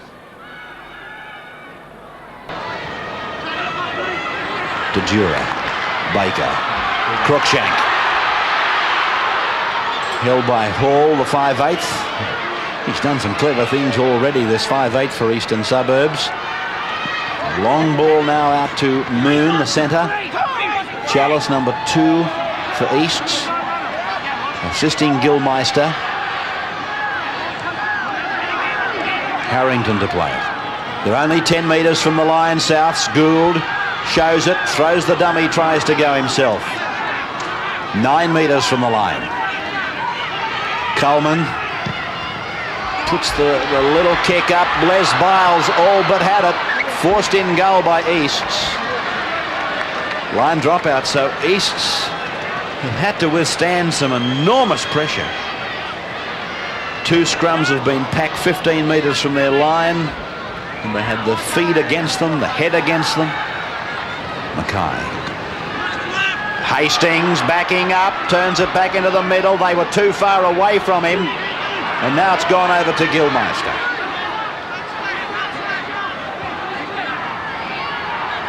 Mackay. McGann. Bell came in. Hall has got the ball. Away it goes through to Prom and on to Chalice. Chalice makes a big run down the left flank. It has been noticeable, but each time Eastern Suburbs do elect to spread the ball, they are finding some holes in the South's defence. Worth comes up with it. He's a dazzling runner. It goes now to Tessman. Tessman's tackled on 5. 25 metres out. The ball lost. It'll be a penalty to the Tricolours, the Roosters. A penalty right in front of the sticks. He strikes it or he stabbed it. It was a nervous stab of the ball, but he got the flags in the air and he's got the points. That's all that counts. 2-0 in favour of Eastern Suburbs.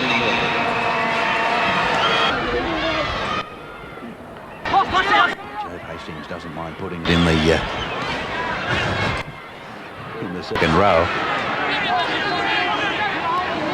Plenty of practice over the years. Well, of course. And now he's knocked on. He got an awful pass from McGann. Goodness gracious. That's the sort of pass you'd expect to get from your enemies.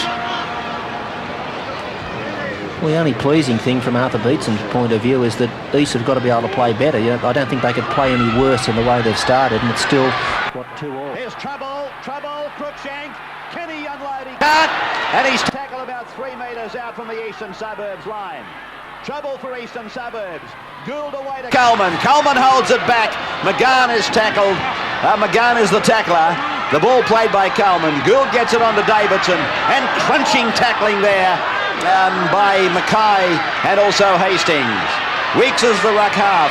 Gould with the ball. Holds it back for 2 runners. And then it's Chisholm who's tackled.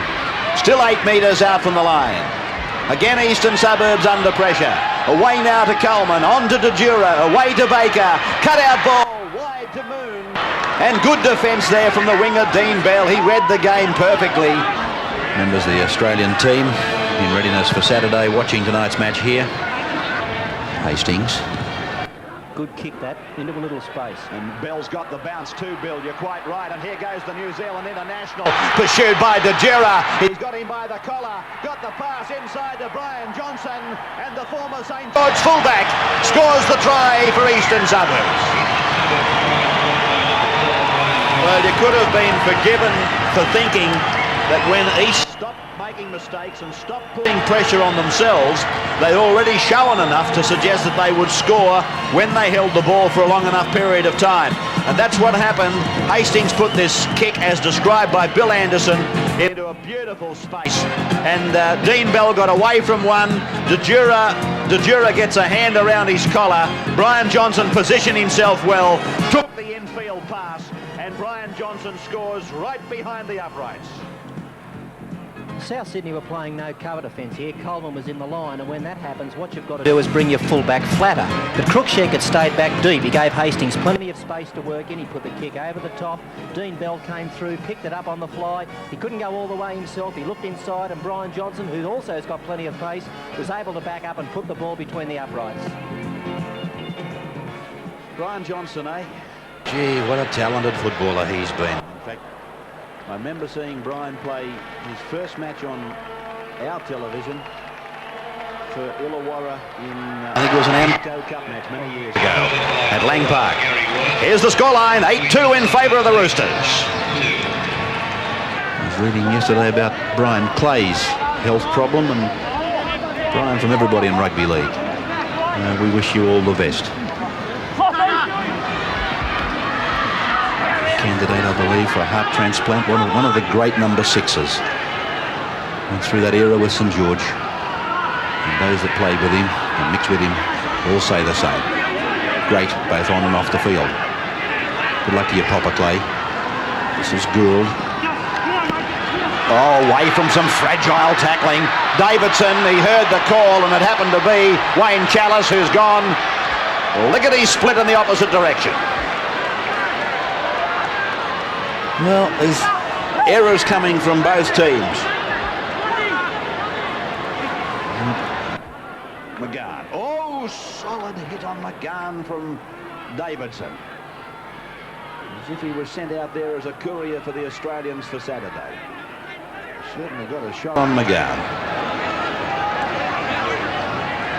Hastings. Little fellow gets his kick. You know, beautiful kick. Beautiful kick from Kevin Hastings to his Monday Night Football. Good kick by Coleman. Bell came in off his wing. He read it nicely. He's done some good things, Dean Bell, tonight. One of his tackles earlier, I'm sure, saved a try.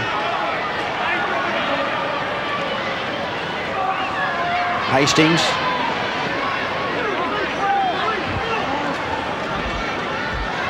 And despite East's fairly lowly standing on the competition, with players like Bell, you can never lose sight of the fact that they have got some very class footballers in their outfit.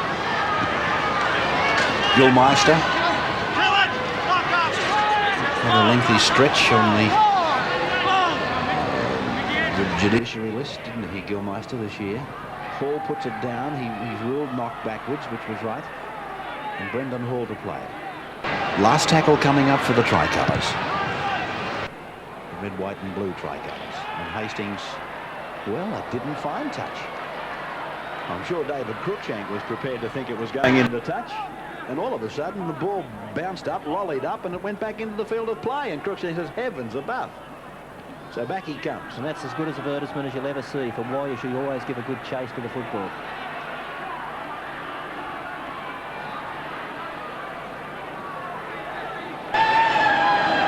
Here's a problem for South. I think that's Craig Coleman in the back getting some attention. As Gould puts a raking kick in, it's too far in field. Gary Worth goes back with it, tackled by Andrews. And the touch judge has gone in. I wonder, is this to do with the incident involving Coleman?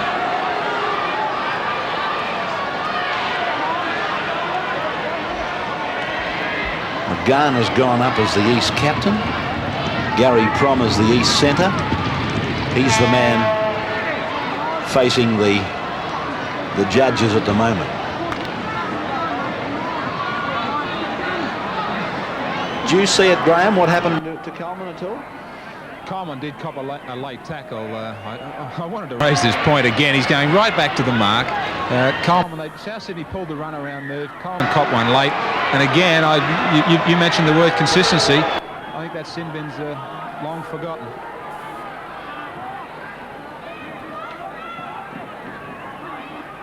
Gould. Big dummy by Gould. And that was forward. He read it well, Cooley. He was again right in line with the play. Gould, he's working overtime, the big second rower. So the last seconds of this match will be occupied by the scrum. Hastings puts it in and it's out the same tunnel. Cooley acknowledges the siren. They'll go probably, no, Hastings is going to take the tackle. I thought they might have gone for the kick down the ground. But there it is, the end of 40 minutes. And Eastern Suburbs leading by 8 points to 2. History-making day in New South Wales football. The board of directors deciding to reduce from 13 back to 12. And the question now is, who's going? That decision will be handed down, I believe, in about a month. Some have thought that maybe these two clubs will be asked to unite. Here's McGahn.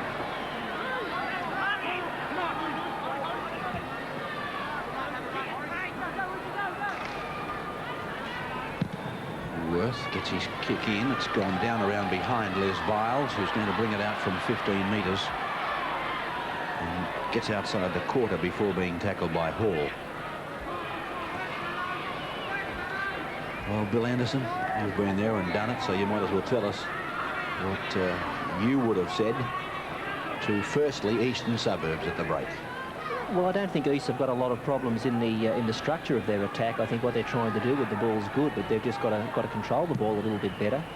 South Sydney, conversely, they've tried to introduce some variety also into their attack, and they've looked okay with the ball, but it's in defence that they've had huge problems. They've had the problems in near the ruck. They've had problems out wide. They're just going to have a greater commitment to defence, or they're going to see certainly that spot in the top 3 slip away from them, and things could even get tough for the first 5. Ball played by Gilmeister. Tessman takes a short run and puts Patterson into a hole. Patterson's to the halfway. Tessman backs him up. Good football by the Queenslander.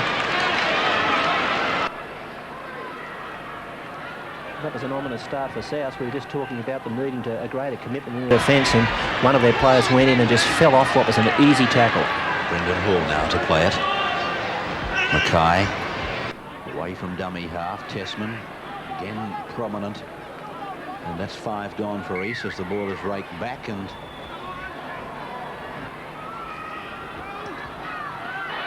Coleman, De Jura, McCarthy. Tackler was Hall around the legs, McGahn over the top. Davidson inside for Roberts.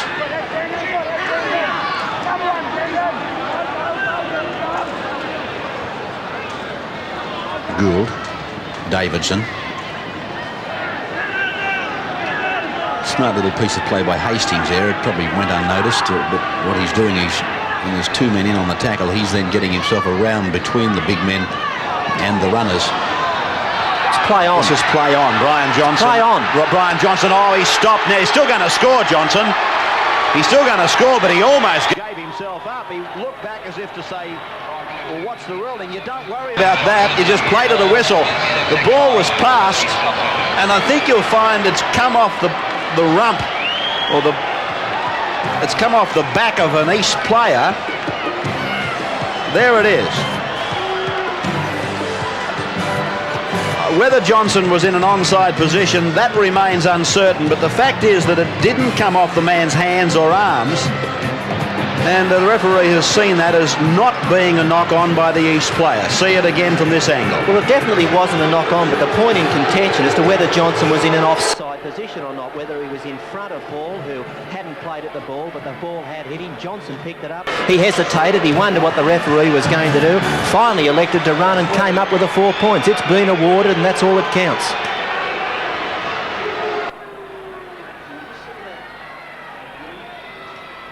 Here's Worth taking the attempted conversion of the Johnson try. He gets the 2 points, so Eastern Suburbs are now leading by 14 points to 2.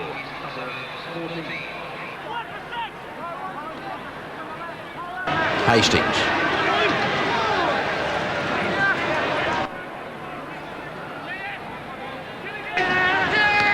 Guard. Simpkins, he can't control the ball. Picked up by Patterson, and it'll be a scrum about 35 metres out from the south line.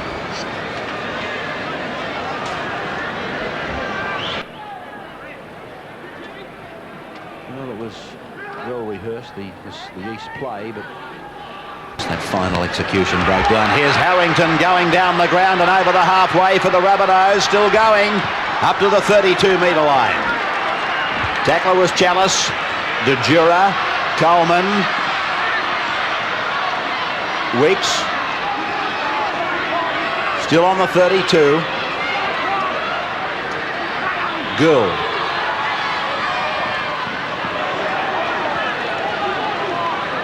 Tackling there by Gilmeister and Hall. Long ball by Coleman, finds Baker again. Dean Bell left his wing, reading what was going on and snuffing out the likelihood of a South try. Coleman, Davidson, and Bell goes high.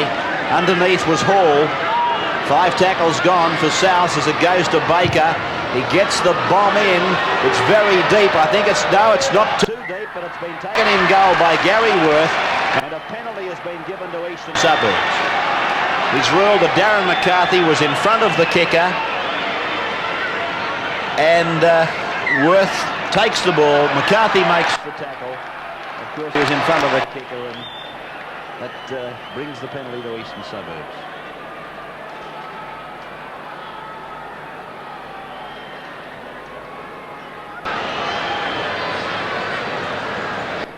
Scrum right in front of the uprights. Fed by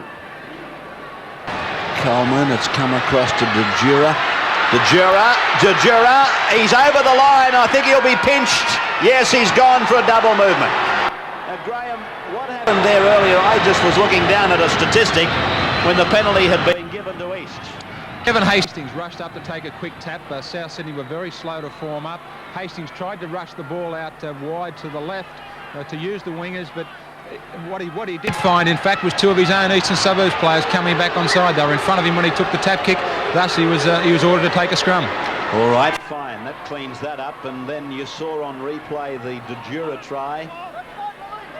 He hit and bounced over the line, but the referee has seen it as a double movement. And that, of course, will be seen as more bad luck for South on top of the Brian Johnson try. Patterson right on the 22 line. Hastings switching it from the open to the blind. He puts the kick in. It's going out. No. Yes, it is. Finding the line, or finding touch about 30 metres out from the South line. Well, he didn't leave very much for error here, Kevin. He's landed it about a foot inside the touch line. McGann. Long ball coming off the fingertips of the East player. Souths have got it. Harrington to play it. Just inside the quarter. Away now to Roberts.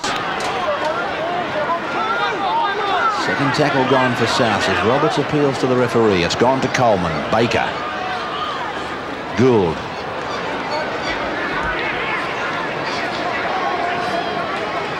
Coleman. Baker. It's Darren McCarthy. I think if you're looking at one area tonight where East have been superior to South and consequently going to win the match, is that they have tackled better over the top. They've stopped the progress of the ball better than Souths have. Souths have gone in low and they're not finished off the ball. East have gone in and the second man over the top has finished the movement. Gould gets a kick in. It's coming down to Gary Worth in the field of play. I'll tell you what, if you're talking about best players for Eastern Suburbs tonight, he wouldn't be far out of contention. Oh, Gary Worth, yeah, he's a prime contender, and this bloke's not far off it either. Dean Bell, he's done some things out there that I believe, at least on 2 occasions, has snuffed out what could have been a try. Now it's John Tobin. See, there's that man not over the top again. Tobin, chased by De Jura. He's over the halfway line. In reading the form guide, you had to think that Bronco De Jura would run him down. Hastings. Prom. John Tobin's been out for a long while with injury. He was probably hoping that Bronco would catch him. Hastings.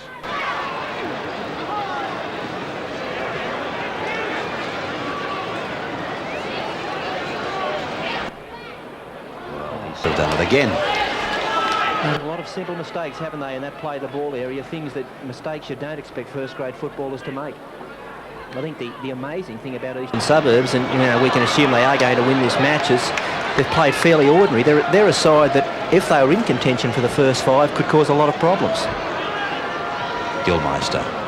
Tessman.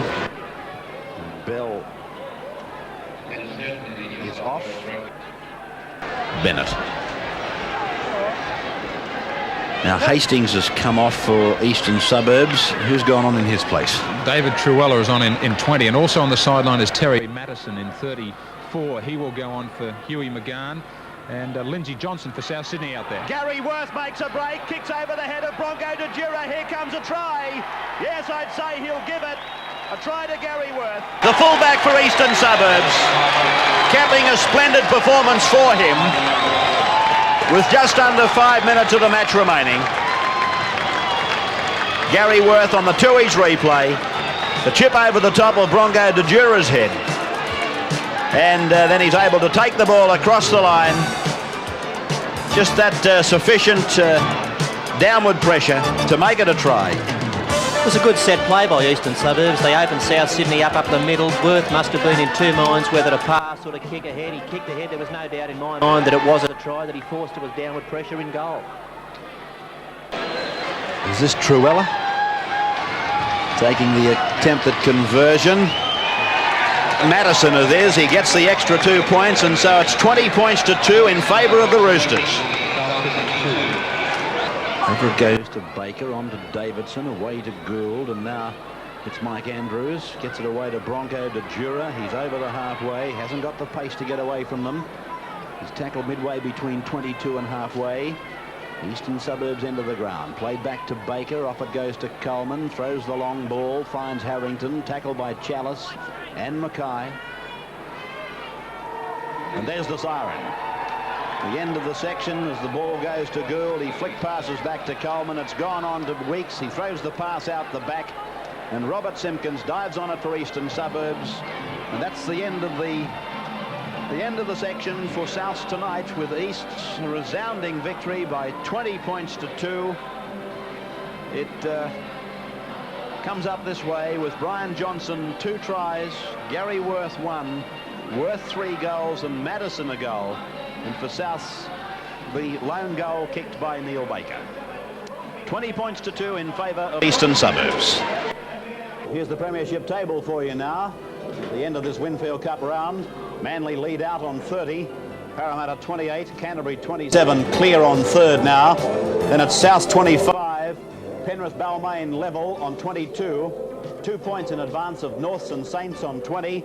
East 18, and then that break down to Cronulla 15, Canberra 14, West 13, and Illawarra on 12. Next weekend, Manly play Wests, Balmain take on the Steelers, the Rabbits play the Bears, Canberra versus Eastern Suburbs, Canterbury have the bye.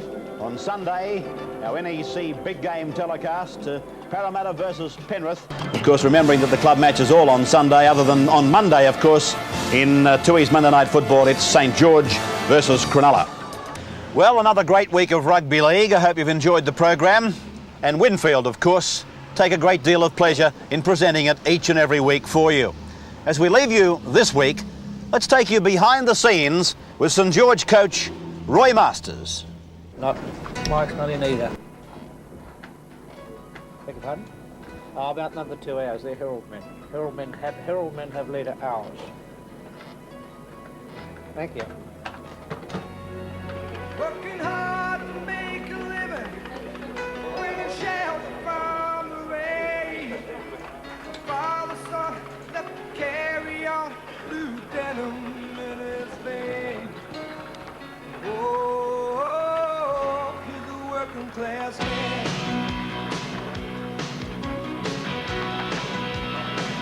Are you surprised that as soon as there's a bit of a stumble, the knives are out? It doesn't surprise me. It doesn't really hurt me that much, but it does hurt a lot of the players. 13 players can share a loss, but there's only one coach. How much criticism can get heaped at the door of a losing coach? Well, it seems to be almost all in today's society. It seems to me that almost all the criticism is heaped at the door of the coach. There are some coaches who don't have any criticism placed on them. They appear to be the koalas of our society, the protected species, but I'm certainly not a koala. If you can't let it all out in the dressing room, do you do it at home? That's the whole problem. You probably... Does your family suffer? Some coaches probably do let it out at home, and I think you probably look at the record of stable marriages amongst coaches, it would be very, very low. How does your family cope with it? I probably try and insulate them as much as I can from a loss. Try and not let it affect them. So you go outside and stand out in the backyard in freezing cold night and just look at the moon. I don't know. How does it affect you when the team's losing? Well, physically I can't sleep.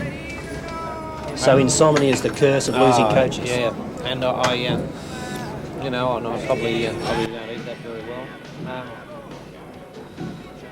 Mentally, it's depressing because you've got to unlock it all. You've got to stop it. You've got to turn it all around, and you know that you've got an immense responsibility because you're the person to whom everyone looks for at the club.